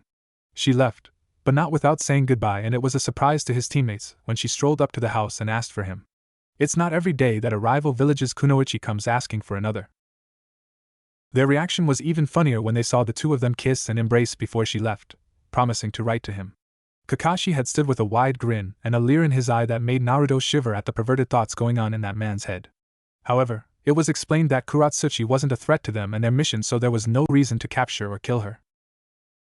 Instead, Naruto has been training his self-control of Kyuubi's chakra in and trying to balance the extreme power. More than once he almost dried out the lake and burned down the nearby forest. It was even funnier when Sakura came running back to the house trying to tell Kakashi that there was some kind of battle or disaster where he was training. When they all went to see what she was talking about, Kakashi's pointed stare was hilarious to the blonde. It only made his teammates warier when he was asked if he was responsible, and he answered honestly. Sasuke looks at him with even more envy and a small amount of respect, while Sakura looked at him with caution and fear as if he was some kind of dangerous animal. With the transformation, you are technically an animal. Naruto rolled his eyes. You said I looked normal. For a Jinchuriki, yes, you were as normal as they come. Naruto shook his head at the Biju's cackle and grumbled about mean old beasts and the reinforcement of a certain nickname. Naruto stopped in the clearing, pulled from his musings when he caught the scent of something new in his area. It's feminine, a flowery herbal smell that is mixed with the sweet underlying scent of a human female. Considering Sakura did not smell of flowers and herbs, and that she will no longer come around this area ever since she found it last time, and Kuratsuchi smelled of earth and ash and had left for Iwagakure, he was on guard immediately. He crept forward toward the smell, keeping his footsteps and movement as quiet as possible, and as he got closer he could hear Flora being pulled. As he reached a clearing, he found a young woman with long black hair hunched over a patch and pulling some of them into a basket. She wore a pink and white kimono, her hair let down straight like a midnight waterfall, and as he got closer he noticed black painted nails. Wait. Holding up the rabbit hand seal, he called out, Uzumaki marked Fuinjutsu, freeze. Immediately, the woman froze in place and there was a startling noise coming from her. The blonde couldn't hold it. He began laughing out loud at the absurdity of this encounter. Oh my Kami, no way the chances of this happening had actually come. Reveal yourself. At the familiar voice, Naruto walked around while avoiding the herb patch and crouched in front of the unmasked fake Hunter Ning. A beautiful face befitting the lithe but strong figure of the female kunoichi, hazel eyes staring back in open surprise. Hello again, Hunter-chan. The girl groaned and closed her eyes to not look at him. I thought I would be able to avoid you. I hate my luck. Naruto chuckled and sat down. Really? 'Cause I love my luck. What brings you here, Hunter-chan? She took a deep breath before exhaling roughly. You know why I'm here. I am gathering medicine for my master. Ah, Zabuza-san. How is he recovering? Well, I hope, Naruto spoke honestly, shocking the girl.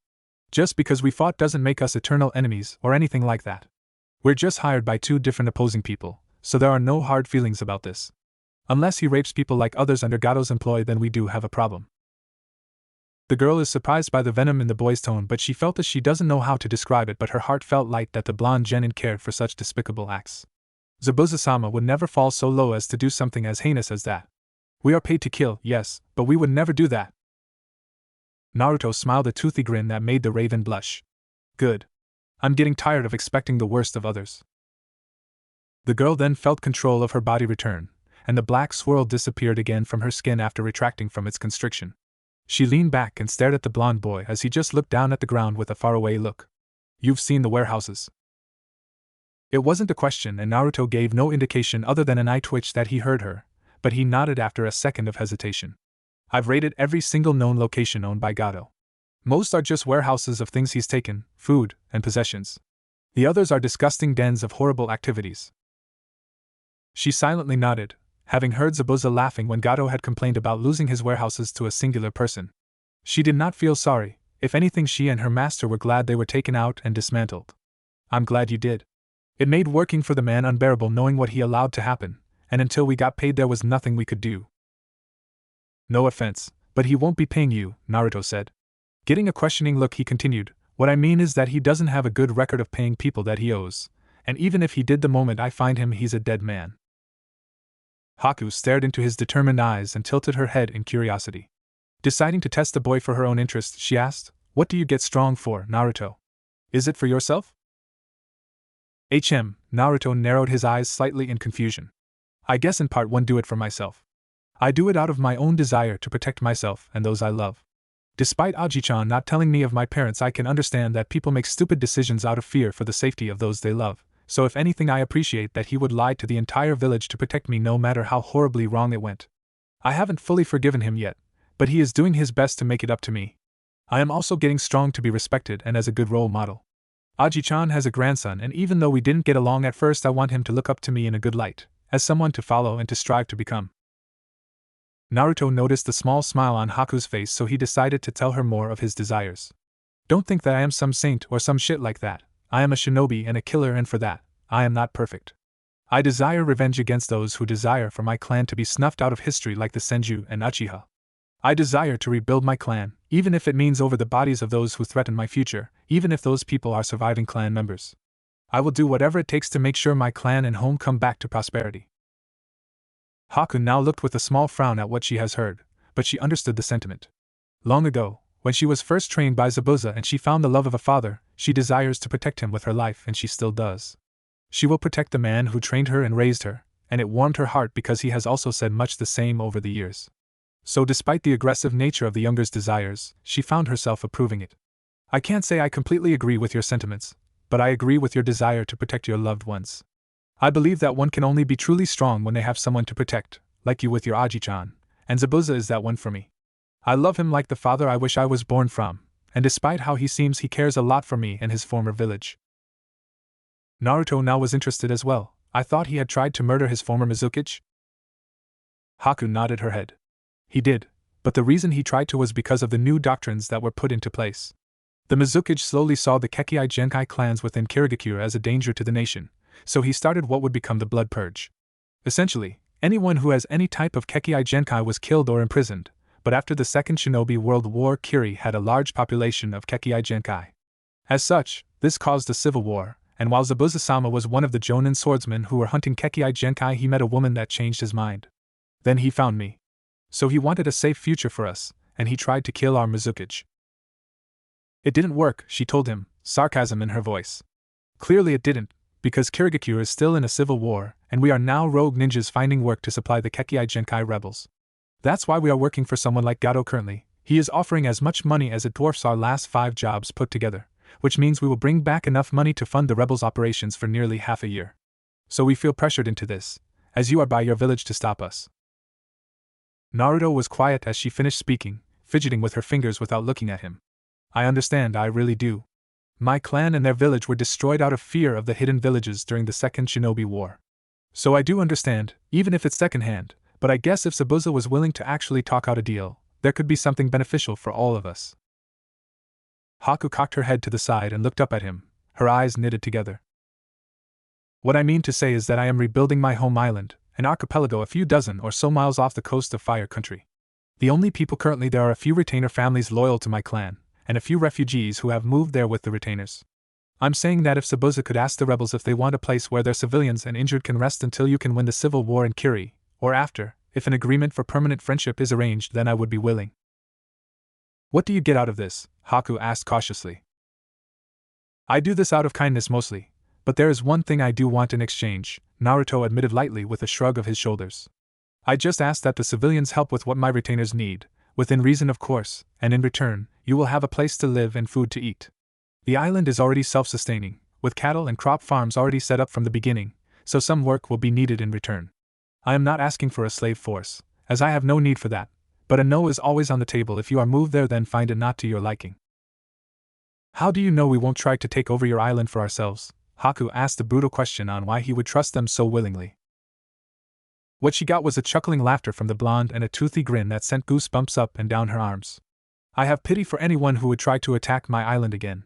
The elders won't take kindly to a second invasion attempted on their summoners." Haku's eyes snapped to the tattoo she noticed early on in their conversation. A crest of a dragon's head with bull horns under a swirl with 10 lines like a sun. "I don't like the sound of that." Kakashi-sensei, where is Naruto? The masked man looked up at his lone female student and tilted his head in thought of her question before waving his hand dismissively, causing both of his students awake to clench their jaws in frustration. It seems Naruto-kun had overexerted himself last night and requires more rest. Sadly, even when I tried to politely wake him up, he was unresponsive, and I believe it best that he rests a bit more today. Sasuke grunted and started walking ahead of his sensei and teammate. Kakashi smiled at the walking avenger, but inside he sighed and trying not to rub his temples in irritation. Ever since Naruto slowly revealed how dangerous he actually was compared to his teammates, which only escalated with them witnessing a fraction of the power the Kyuubi can emit while Naruto is in control, the lone loyal Uchiha shinobi has been becoming drastically more broody and nearly uncontrollable. The boy hated that what he was taught by his father and civilians thereafter has been shattered beyond any type of repair, and it is making him more and more aggravated. The boy had been taught from a young age that his clan had been as powerful as the Senju clan and had founded Konohagakure. With them being the sole surviving clan since the Senju have nearly died out with the exception of Tsunade, he thought that he was royalty in terms of ninja clans and social standing. However, he did not take Naruto's claim of being from an extremely old and powerful clan seriously, and he is now witnessing the true reality of the world. Even with the blonde surviving off of minimal knowledge of his clan and their capabilities, he is more powerful than most Genin or Chunin even if he graduated at 15 like the rest of them. Come, Sakura, Kakashi sighed and waved to Tsunami as she watched them leave.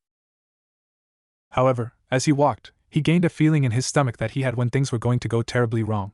This feeling was a common occurrence in the Umbu, so he almost naturally fell into position to scout out the area once more, but the moment he realized that he was no longer in the Special Operations Unit, he had to stop at the end of the bridge. He realized too late that the area is covered in moderately dense fog, but he can see some bodies lying on the stone's surface. There was no blood that he could see, but each body had a samban in their necks, the same style as the fake hunter Nin.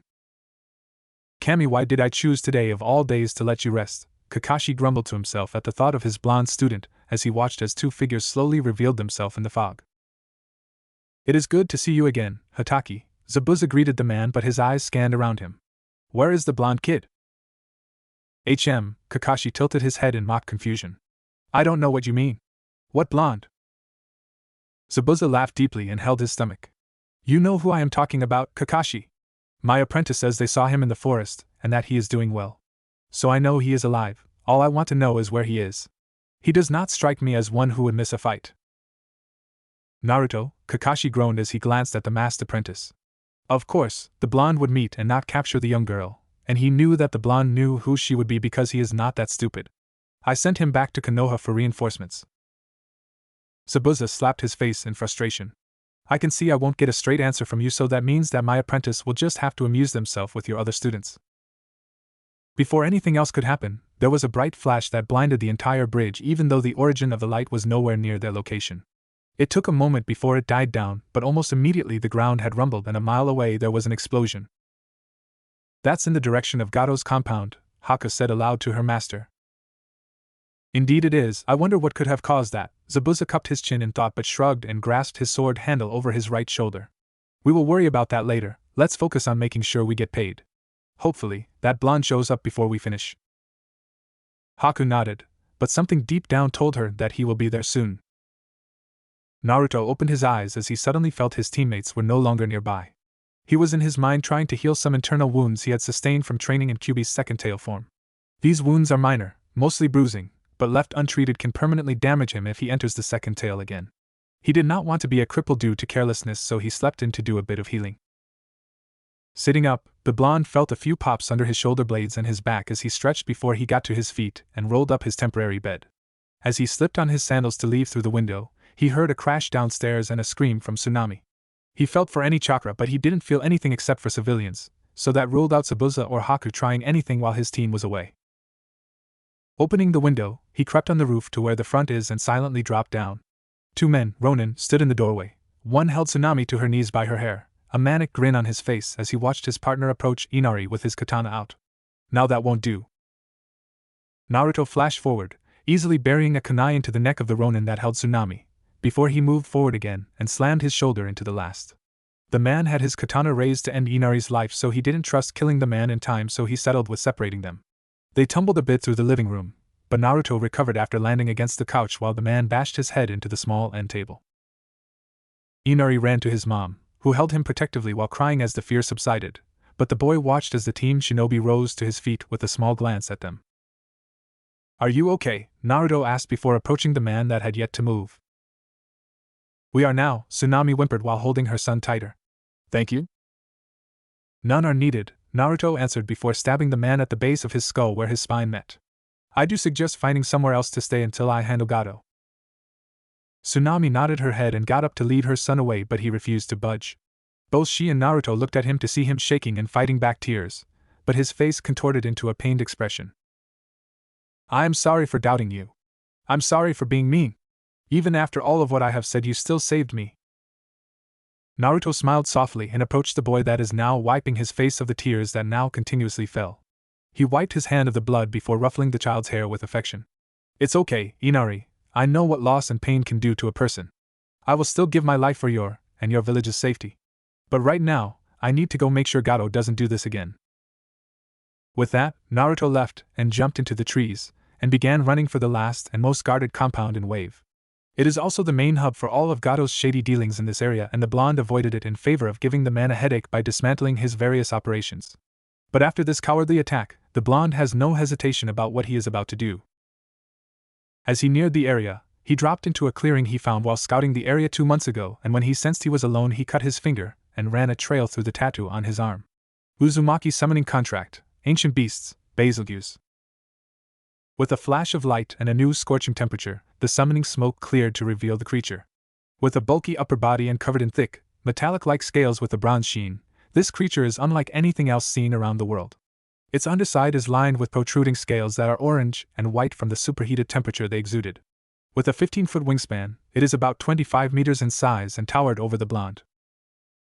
I have been summoned," Betelgeuse hummed deeply, looking down at his summoner with a fiery stare.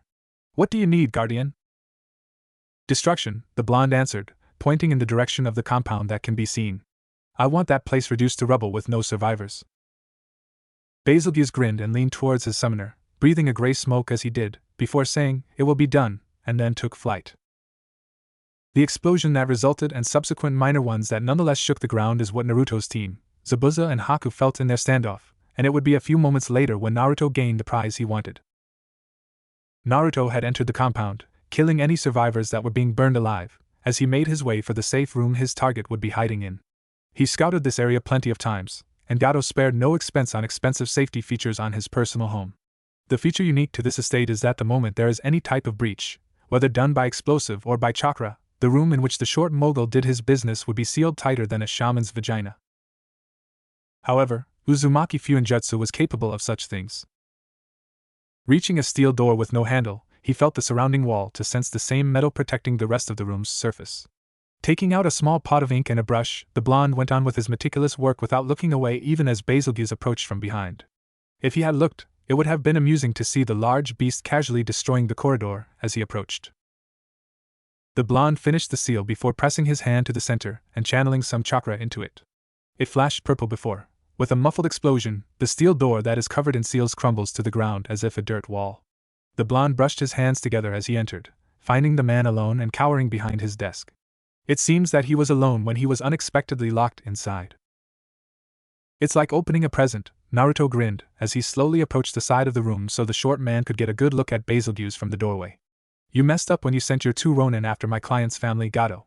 If you hadn't, I would have watched you betraying Zabuza passively, if only to turn the man to my side.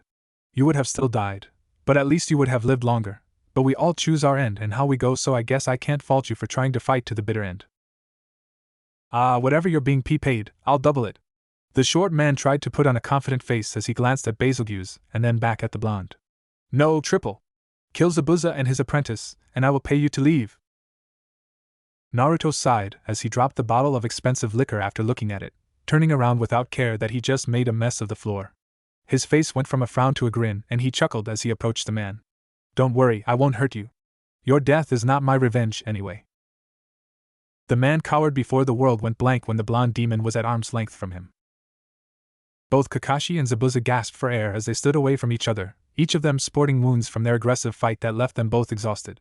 Zabuza had already lost feeling in his left arm again from pushing himself too far in his fight, even though he hasn't fully recovered yet.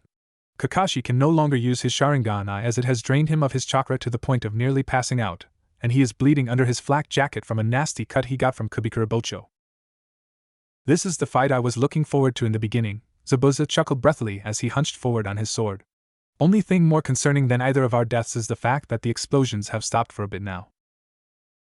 Zabuza huffed and leaned one arm on his knee to hold himself up, keeping his eye on the missing Nin, but he had to admit he was concerned as well.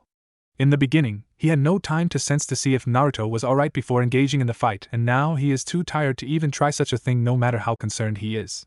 He can only hope that his student is alright and will arrive soon to help them. Kakashi chuckled as he leaned his head forward, getting a confused glance from the man.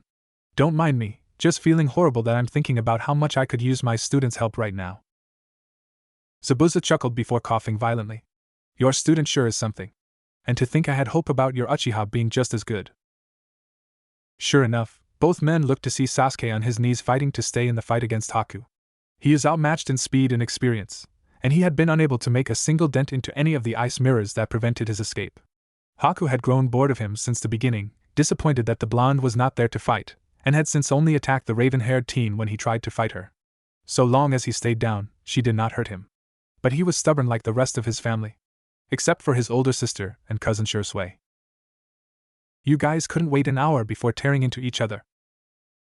Everyone turned to see the blonde arrive down the path to the bridge, an amused smile on his lips which only grew into an open laugh when he saw Sasuke's predicament. Ahaha! Since when did we get a porcupine? Ignoring the indignant shout from the Uchiha male, he looked at Zabuza before pulling out a bag from one of his seals and tossing it toward the man. The moment it landed, money poured from the opening and glistened on the wet stone ground. There's the amount Gato promised you, and then some. The rest were given back to the village. The man stared at the coins and picked one up that landed near his feet and looked it over for any traps or any possibility it may be fake. It wasn't. He looked back at the blonde. How did you get this? Naruto grinned and brought his fingers to his lips before letting out a sharp whistle. Betelgeuse! A roar shouted before the heat could be felt by everyone, and shortly after a creature unseen by anyone landed near the blonde. Tied to his back is Gato, sweating and screaming despite the gag in his mouth. He is sweating profusely from the heat Betelgeuse produces, and to those who can barely see him it almost looks like a pig in human clothing squirming as if it is about to be put to the slaughter. Naruto patted Betelgeuse on one of the scales under his body as he untied Gato from the beast, pulling him forward and tossing him to the ground. I already told Haku what I planned to do, and I did it when this bastard sent 2 of his Ronin after Tazuna's family. He saw the anger for Gato in Tazuna's eyes get washed over with concern for his family, and he raised his hand to calm the man. They are safe. I killed them both before any true harm could come to them. Tsunami is scared though, so I had her find somewhere to stay until everything is over. The man visibly relaxed and began thanking Naruto for everything. Don't worry about it, old man. Naruto flashed a grin before turning back to Zabuza and Haku. I don't know if Haku had shared what I said with you, but there was an offer on the table if you wished to hear me out. The man glanced when he saw the ice mirrors fall to the ground and saw her walking toward him. He sighed and nodded his head. All right. You have my attention, brat. Naruto grinned even more, his eyes glinting dangerously in the mist. Excellent. The preceding festival after the village was able to get their revenge, a brutal public beating not unlike what was done against Inari's stepfather, was a massive and rowdy one if Naruto had to say for himself. Everyone had come to some agreement that he was their hero for the extra deeds he did while protecting Tazuna, even taking the responsibility to kill the man so that none of them could be targeted for it. There was a lot of booze, dancing, music, and plenty of food. The younger people were even going to secluded areas to have sex. To shorten it, it was a madhouse. And Naruto enjoyed it as it brought smiles to the people's faces. It was during the celebrations that he was approached by a familiar figure. Naruto. Naruto turned and was greeted by the sight of a red-haired man with brown eyes, and 3 claw marks over his left eye that had not blinded him. He is tall, about 6 feet and 6 inches, and towered over many people as he made his way forward. He wears a black overcoat, a white shirt with half the buttons undone to expose a muscled chest, as well as pants that end at the knee. He carries a long katana with a blue scabbard on his right side, hanging in a red sash that is barely covered by the white shirt. This is his distant cousin, Shanks. A former pirate raiding other continents across the Kaizoku and Kanashii seas but is now captain of one of 2 Uzumaki ships. Not like a navy is needed for people capable of walking on water or with seals able to instantly transport individuals over long distances, but the valuable asset to devastate shore villages before approaching was quite an unignorable benefit. Shanks, what are you doing here? Naruto handed a bottle of alcohol to the man as he continued sipping his own cup. Not happy to see me, Shanks laughed as he accepted the bottle. You know it's not like that, Naruto chuckled with a shake of his head. I just wasn't expecting to hear from anyone until I got back to Konoha, or somewhere more private to talk. Shanks shrugged and leaned on the table as he drank from the bottle. I decided to stop by since I heard about how a blonde had freed a nation from a greedy bastard. Naruto laughed and shook his head, watching as Zabuza was slowly finding himself swarmed with drunk women who no longer feared him. He couldn't find Haku. It's good to see you, how is home? Prospering, Shanks answered. With that Phantom Hive boy setting up the factories for production, we've been easily making plenty of income to do what we need to do. A few people came looking to take advantage of us thinking we are just a small community, so we gave them a warm Uzushio welcome. Naruto laughed at that. Up until now, Naruto had been having his home rebuilt quietly and slowly letting themselves be known because if any of their enemies got a sniff of what they were doing it could spell disaster, and he wasn't going to risk that. But if production is already going well under the diligent eye of that feminine boy and his half-demon butler, they may end up revealing themselves earlier than planned. Maybe in the next year, but if more people come to them, it is likely that it will be earlier than that. Good to know we are making a profit already, Naruto said with a sip of his drink, already thinking of his next move. We may end up having some civilian and injured shinobi being brought to the island. Inform Grandpa Jinrei about it and tell him that I will let him know any other information as soon as I myself figure it out. Alright, Shanks ruffled his cousin's head with a smile. Hope to see you again, I'll tell Luffy you said hi. Naruto thought about his cousin's adopted brother with a smile. That boy was always fun to be around, even if his crew took things a bit more seriously than him it was always refreshing to see them. Okay, Shanks, see ya. With that, he was alone again with his drink, although, he did give a smile whenever the kids saw him and came to say hi and thank him. Who was that? Naruto turned his head to see Haku in a beautiful pink kimono with white lily patterns, her hands grasped nervously behind her as she refused to catch his eye. She is beautiful, he had to admit, and it took a bit to not blush and even more effort when Kyuubi began whistling in approval. He gave a smile and motioned for the spot next to him before answering. That was a relative of mine, he was passing by and came to say hi. I didn't see you for a while, I thought you weren't here. Haku giggled softly before looking at Zabuza, who is still currently awkwardly navigating from one drunk woman to another in an effort to get away. I couldn't leave my father alone to fend for himself, but even I was getting overwhelmed near all of them. Naruto laughed and nodded his head as he looked back at the swordsman. Yeah, I can see he isn't very adept in navigating social gatherings. That, or he is easily flustered around a woman. More of the first one with a bit of loving someone already, Haku hummed as she watched the blonde watch the festival. He is at ease as he watches everyone enjoy the celebration, gently rubbing a finger around the glass cup that is only half filled now, and his eyes are soft as he watches even kids run around with laughter. She didn't realize how long she was staring until he turned to look at her, and those soft eyes looked into hers and she felt her breath hitch, a shock running up and down her spine. She fumbled with her fingers, looking away, before chastising herself in her head. I'm acting like a little girl with a crush. I'm 18 and he's 16. We are adults in every way of our profession, but why do I feel so much freer when he looks at me? Naruto placed his hand on hers, stopping her thoughts immediately, and she looked up to see the smile he was giving her. You're beautiful in that dress, by the way. Not just with your body, but the way it lights up your eyes and face, it's like looking at a goddess. But even then, it would be giving a goddess too much credit. Bow bump. She blushed as her heart beat faster and harder. Naruto yawned as he stretched his aching muscles, sitting up to let the comfortable blanket fall down to his lap, and blinked away the sleep to take in the room. With the alcohol filtered out of his system, he is slowly remembering the previous night from where his most detailed memory left off. It was easy, with Kyuubi and Uzumaki genes blending to get rid of his intoxication with only a minor headache. He spent last night talking and joking with Haku, watching after Zabuza as he tried to avoid the village women after him. His only solace came in the form of Tsunami, who took pity on the man and took him for a walk through the village. Haku had smiled softly, remarking that she trusted he was in safe hands, before their night continued on together. Naruto shared a bit more than he intended about his home and of his family, and the retainer clans. He shared how every clan loyal to him is, in some way or another, related to him through various marriages, as his ancestors wanted to show trust and devotion to those who pledged themselves to the clan and islands. The closest retainer clan he is close to is the Kichiki clan, with Grandpa Jinrei being a survivor of Uzushio as well as a childhood friend of Naruto's grandfather. He shared his desire to bring his family back to prominence, but it was basically repeating what he had told her a few nights ago in the forest while she gathered herbs. Looking back, he is confused that she isn't disgusted or concerned that he is going to take multiple wives and that so far he already had 2 women that he cared for. It escalated dramatically from there, both of them going to his room in Tsunami's house where they. Naruto tensed when he felt something shift at his side, and he slowly looked to take in the sleeping face of the girl he spent most of his night with. She had a small smile even in her sleep, and he was quiet as he got out of his bed and backed up to the wall. Oh boy, Naruto thought while biting his finger anxiously. Should I be happy, or dread the outcome? Ahahaha, Zabuza is going to kill you, Kyubi guffawed deeply and loudly, irritating his blonde host. Helpful comments only please, Naruto growled as he rubbed his temples. Run, Kyubi snickered.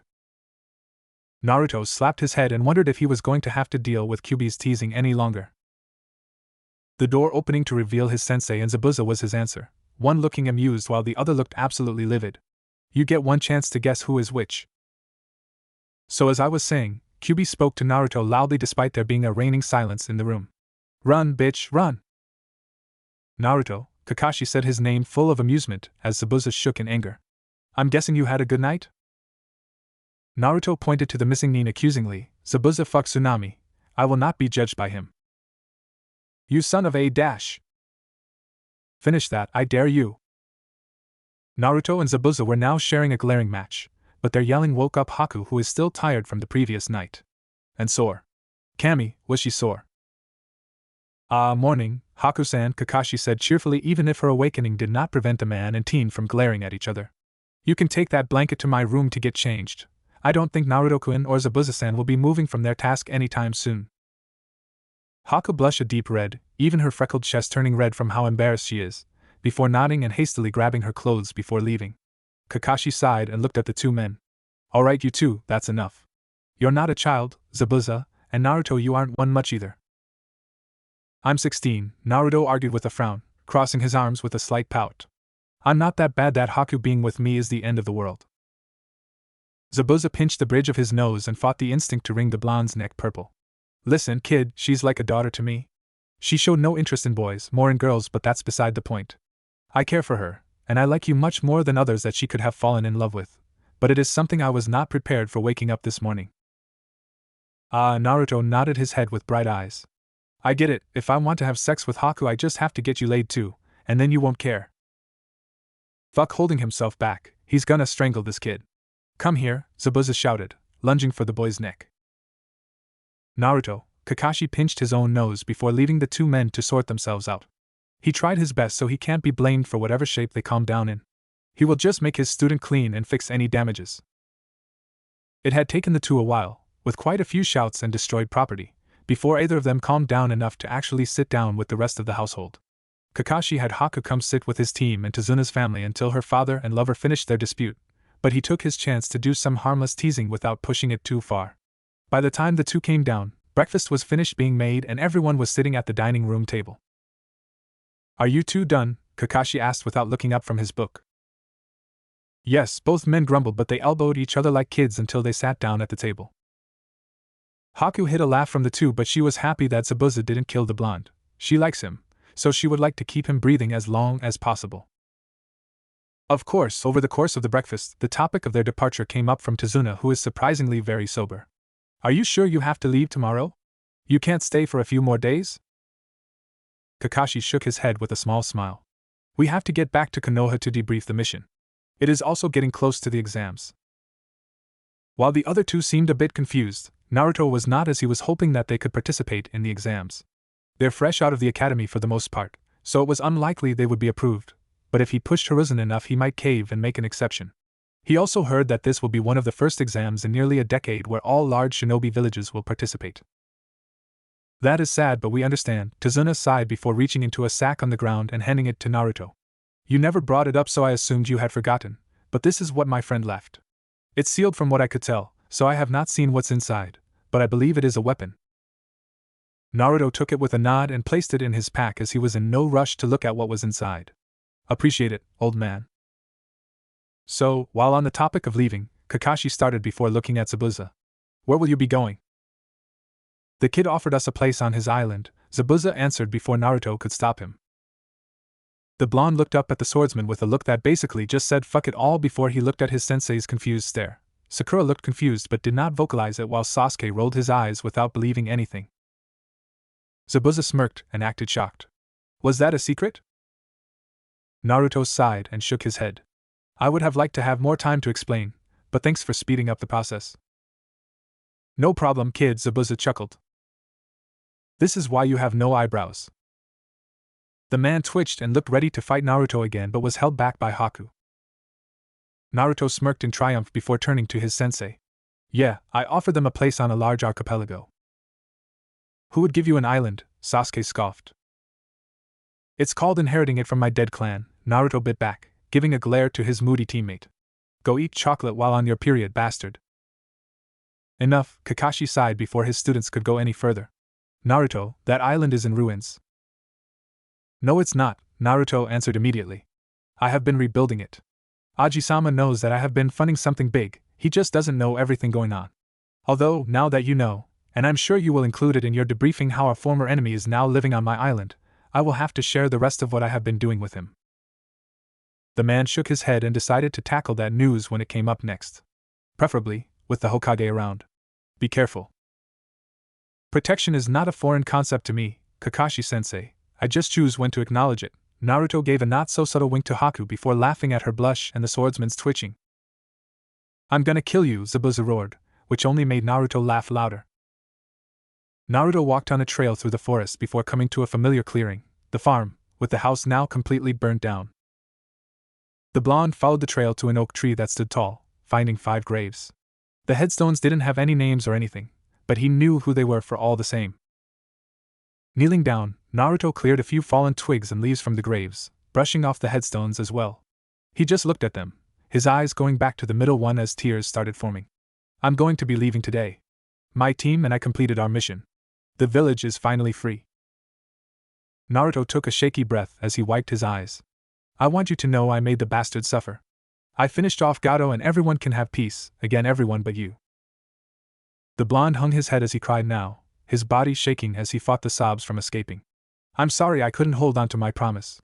I really tried but it wasn't enough. I don't know if you forgive me or if you are cursing me, but I deserve nothing less than your judgment. Naruto bowed his head to the graves, his fingers clenching through the dark dirt. I applied seals to your graves so that they won't decay, and no one can disturb your rest for any reason. I hope that is enough. Naruto gave one last bow before standing and leaving to meet his team at the bridge. So after that, Tazuna had more help and the bridge finished quickly after that. We stayed for the festival and left the day after that morning. Hiruzen blew on his pipe, setting it aside to ask, and what of the missing Nin, Zabuza Momochi, and his apprentice? Kakashi looked at Naruto, who was looking out the window. You may want to speak to this one here.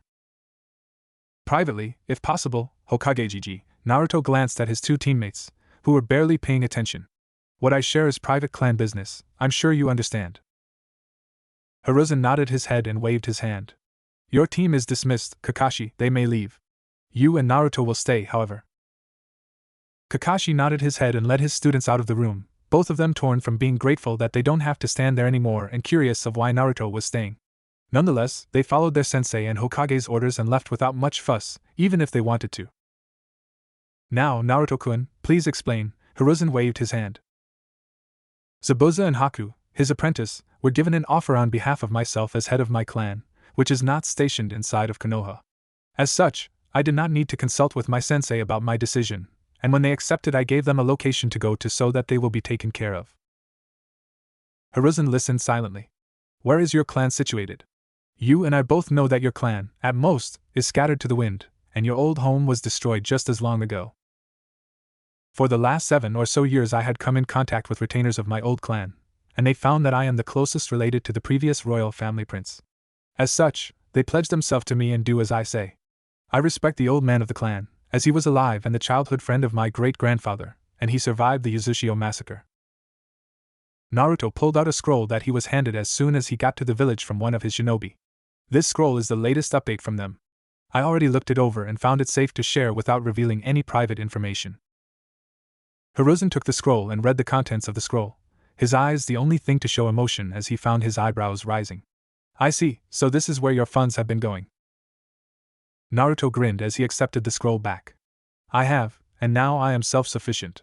I have no plans to leave Konohagakure or anything, but my loyalties do not solely reside here. I am sure you understand, due to the laws of the first summit. Hiruzen nodded, but his aide, Irika, was confused by this as he refrained from looking at the scroll and had been writing out payments to teams that have completed missions.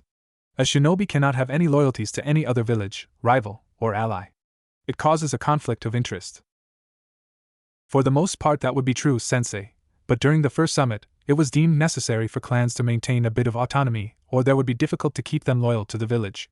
During those times, clans did not want to be told how to handle their finances, training, or traditions, so the summit gave a few protections to clans. To those who have many branches, they have much more freedom, but if they are deemed too much trouble, they can be dismissed from the village and therefore are not given the support of the village. The only stipulation is that a clan cannot give village secrets to any other village, and if their branch clan does so, they must be excommunicated or be faced with punishment for such a hazard. My clan, the Uzumaki, are not a Konoha clan, and they never pledged themselves and as such, it was by alliance and marriage that Uzumaki lived here. We had our own nation of sorts, off the coast of Fire Country, and we had our own military and culture. As such, Uzumaki are loyal to themselves with their main line as rulers, and therefore cannot pledge to foreign powers under any circumstances. Hiruzen nodded his head to show that it was true. It's old, and because many villages have built up trust and loyalty over the many wars, there hasn't been a need for the first summit to be revisited, but it is very much still a valid law that must be internationally accepted and followed. What if someone doesn't? Irika asked. Then the village will find a curse affecting them, Naruto chuckled. Old Fuinjutsu is tied to those who signed the agreement to the laws of the summit, and should one village choose to ignore it, then there will be various natural or supernatural disasters targeting them. The Uzumaki helped make that specific seal, and it was used on their official contracts to prevent anyone from backing out or taking advantage of them. Irika gulped, nervously glancing at the others. Did I ever tell you how scary your clan is, Naruto?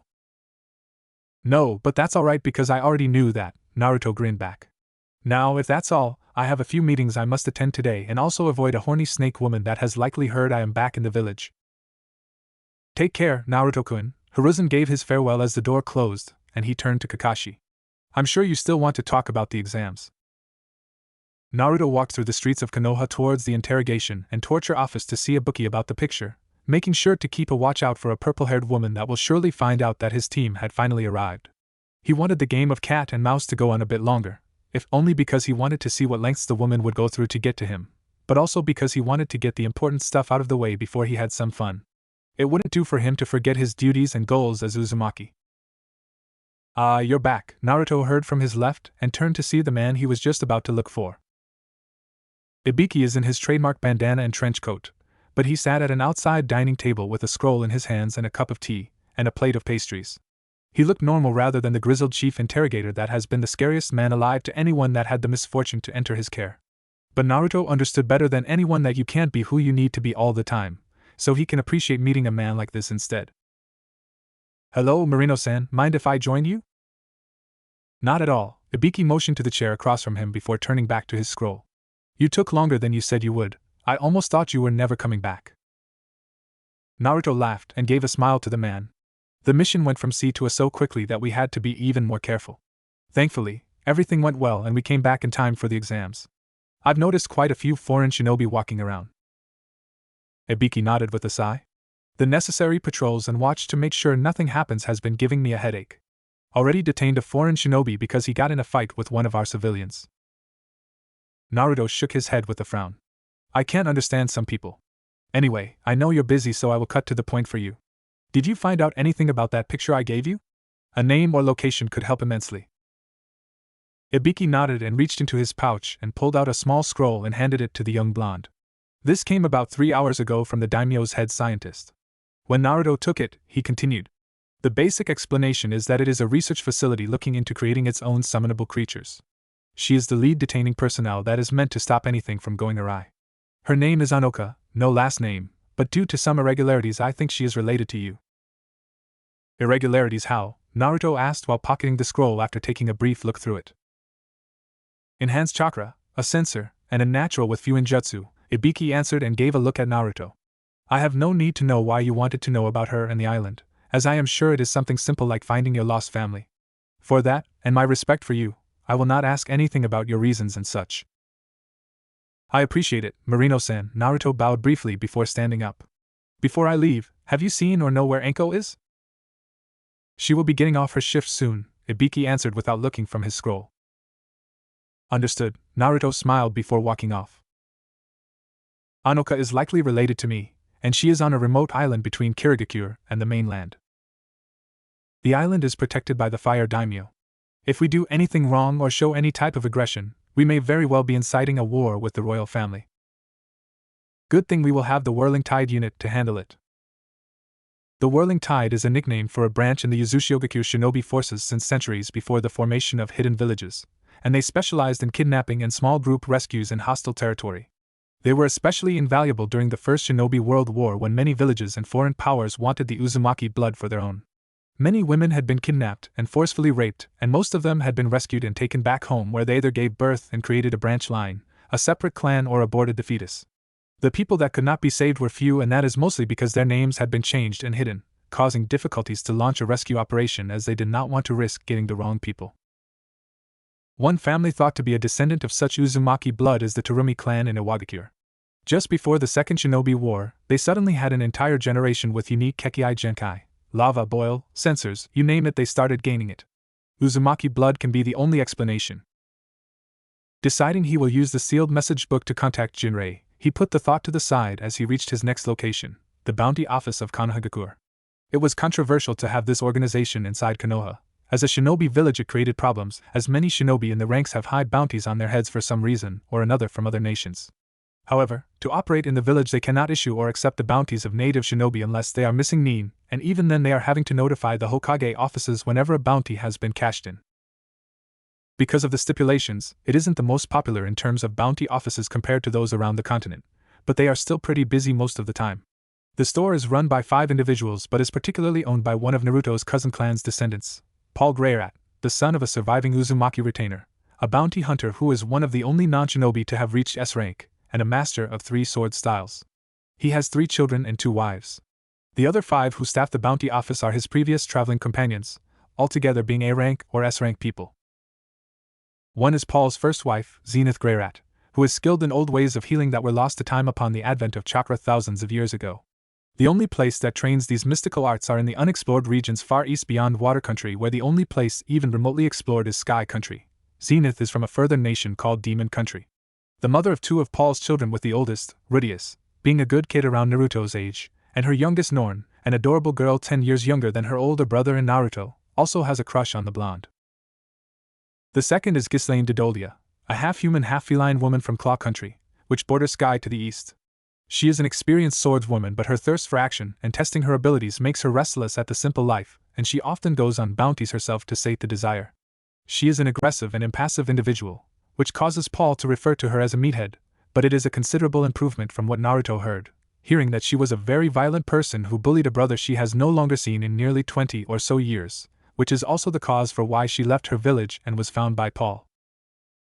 Next is the short-bearded man named Talhand, a rugged man from a village on one of the tallest mountains in Iron Country with a penchant for not conforming to what people think he should act. He used wind and water magics, which ostracized him from his village as they saw it as useless for a village of miners whose main export are metals and jewels. Add to the fact that he was exiled from his village for being homosexual, another choice that his village didn't accept, and he left without a single glance back due to his stubborn nature. The man is a fun person to be around, and when around alcohol he is even more outgoing, which Naruto greatly enjoyed witnessing. The final person is a female warrior from Honey Country, Elinalize Dragon Road. With long pointed ears and beautiful hazel eyes, her youthful appearance is deceiving as her specific line can live nearly as long as an Uzumaki, with her being 75 years old currently. She is cursed as well to always seek out sexual pleasure, a weird curse to Naruto as he found it an excuse to seek acting out his more lustful daily thoughts, and as such she is also very popular among the Red District women as a regular client. She is skilled with a sword, not the best but enough that she is considered an A-rank threat to the average shinobi, but she is also carefree in personality, and lives her life as such despite the curse. "Hold on, I'll be right with you," a voice called when Naruto entered and rang the hanging doorbell. "Good to see you again, Tal," Naruto smirked as he saw a few scrolls fall from the shelf. "Fucking bugger," a shout could be heard before footsteps approached and the short man came into view from the back. The man gained a large grin as he approached after confirming his ears weren't tricking him. "Lad, how you been?" Naruto laughed and grasped the man's hand and pulled him into a hug. I'm doing well, how are you? Any interesting bounties coming in? I'm doing excellent, lad, and there have been a few interesting ones. Talhan nodded his head as he led the young man to the back. Paul is home today with Zenith and Lilia to enjoy some alone time. They had Rudius take out Norn and Aisha so they don't have to worry about being quiet. Naruto laughed as he nodded his head, knowing that sounded just like Paul, as the man was very lustful despite being a dangerous individual. Seems to be a trend, being sexually active as well as dangerous. Well, I came to see what bounties you have on Kiridik you're missing, Nin. Didn't think you would pick up bounty huntin', lad, Talhan remarked, but led the boy to the shelf labeled water. We have a few. Zabuza Momochi the demon of the mist, Meizu and Gozu the demon brothers, Kisame Hashigaki the monster of the mist, Raiga Kurasuki the thunder of the mist, and we have Yutakata the Jinchuriki of the six tails. I want the one on Raiga Kurasuki. Naruto and Talhan looked back to see a young woman standing at the threshold between the front and back. With long red hair and dark eyes, she is relatively short and only reached up to Naruto's chin. Naruto recognized this woman from studying the dangerous ninja from other villages as Amiri Ringo, one of the 7 ninja swordsmen of the Hidden Mist, but she was declared dead by her village nearly 5 years ago. It's rude to interrupt, you know? The woman flashed a sharp-teethed smile at him before turning back to Talhan. I insist on taking that bounty on Raiga. When Talhan looked at Naruto, seeing as he was the first one to come to look at the bounties, the blonde shrugged and let the man walk forward with the scroll for Raiga. Alright, girl, I need you to fill out this paperwork. The paperwork is simple: the name of the bounty hunter who is taking the mission, a blood fingerprint, as well as any other person that will be splitting the reward for the bounty. No identification is ever taken, as many bounty hunters are former shinobi and want to remain anonymous, so pseudonyms were used most of the time, and some bounty hunters are also missing Nin with bounties as well. Naruto watched the process, keeping his eye on the supposedly dead woman. From what he could remember, she is the previous owner of the Kiba swords that are now in the possession of Raiga, which most likely explains why she wants to go after him. But she is also a very bloodthirsty woman, which is not surprising considering she graduated around the same time as Zabuza Momochi, and their graduation ceremony was a literal death match. She is known for dragging out fights to prolong suffering and sate her bloodthirst, which only makes her even more dangerous to those around her. It is the reason why for the 5 years she was part of the swordsmen she never had a partner, as the times she did they always ended up dead at some point. Just a quick question, Ringo-san, Naruto said before the woman could grab the scroll with mission notes. Can I just confirm, but are you trying to regain the Kiba swords that previously belonged to you? The woman paused to get a good look at the blonde and nodded her head. That bastard kept what is not his, and if he can take those weapons because he feels like he deserves them, then I think that they should belong to me. Unlike that bastard, I remain loyal to that traitorous village. With that, the woman turned to leave.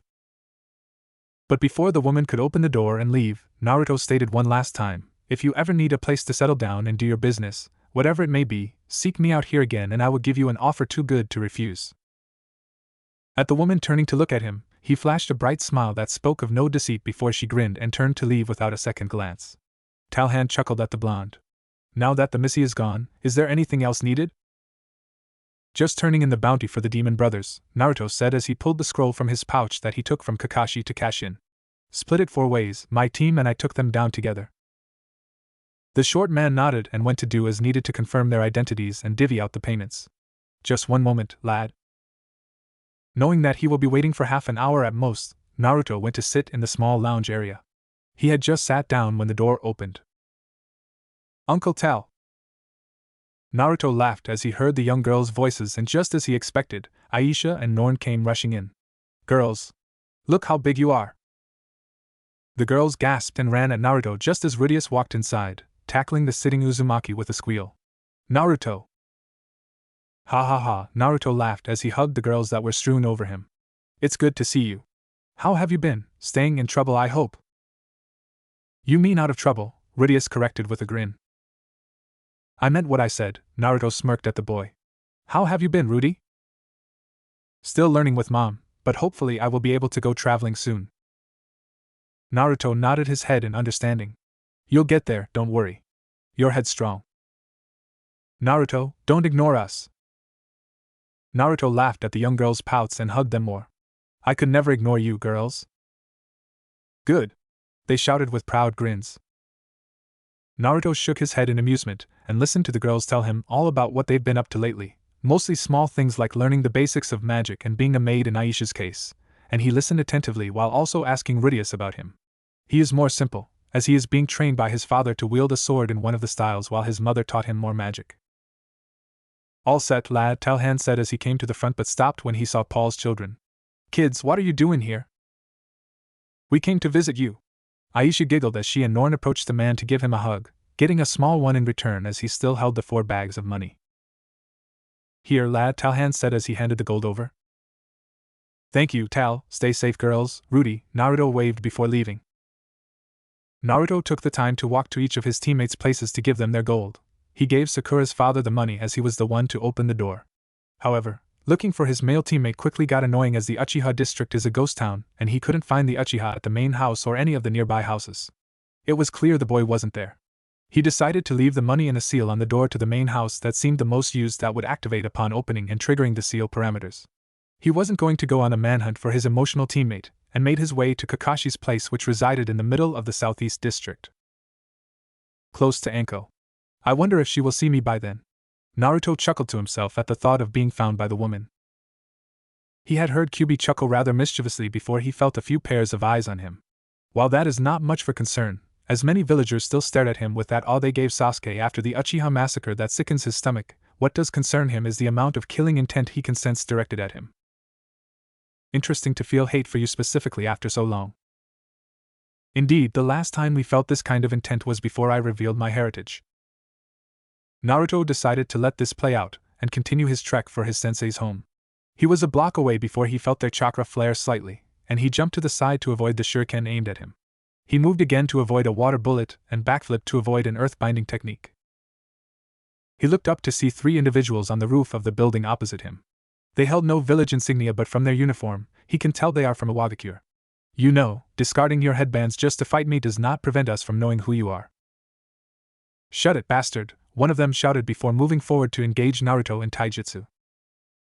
Naruto blocked a few strikes before grabbing the man by his jacket and pulling him to the side, using him as a shield to block the kunai sent by his second teammate. He tossed him back and made the hand seal for horse tiger monkey ram tiger snake. Fire style, final dawn. Naruto breathed in deeply before exhaling crimson flakes that spread like wildfire and lit anything it touched on fire. The shinobi that took the brunt of the attack screamed as he felt his clothes and his skin start burning to ash, and he fought to get rid of the flames, falling to the ground to writhe in pain. Coincidentally, this is the sole fire-style ninjutsu that he knew, as he found that he had a hard time learning that specific nature. It made sense when he realized that he had affinities for earth, lightning, and water natures. Turning to the side, Naruto grabbed a shuriken and tossed it at the third and most frozen teammate of the trio, using the mass shadow technique to make the single shuriken turn into a few dozen. The shinobi had realized the attack just in time to avoid death, but his right leg was not so lucky and 4 kunai stuck out of the limb. He landed with a yelp of pain next to his teammate, making the young man look at him in worry before facing the Uzumaki once more. You'll pay for Sora's death. You didn't have to do this, you made it a fight to the death when you attacked me unprovoked. I sensed you 15 minutes ago following me, I gave you the chance to walk away.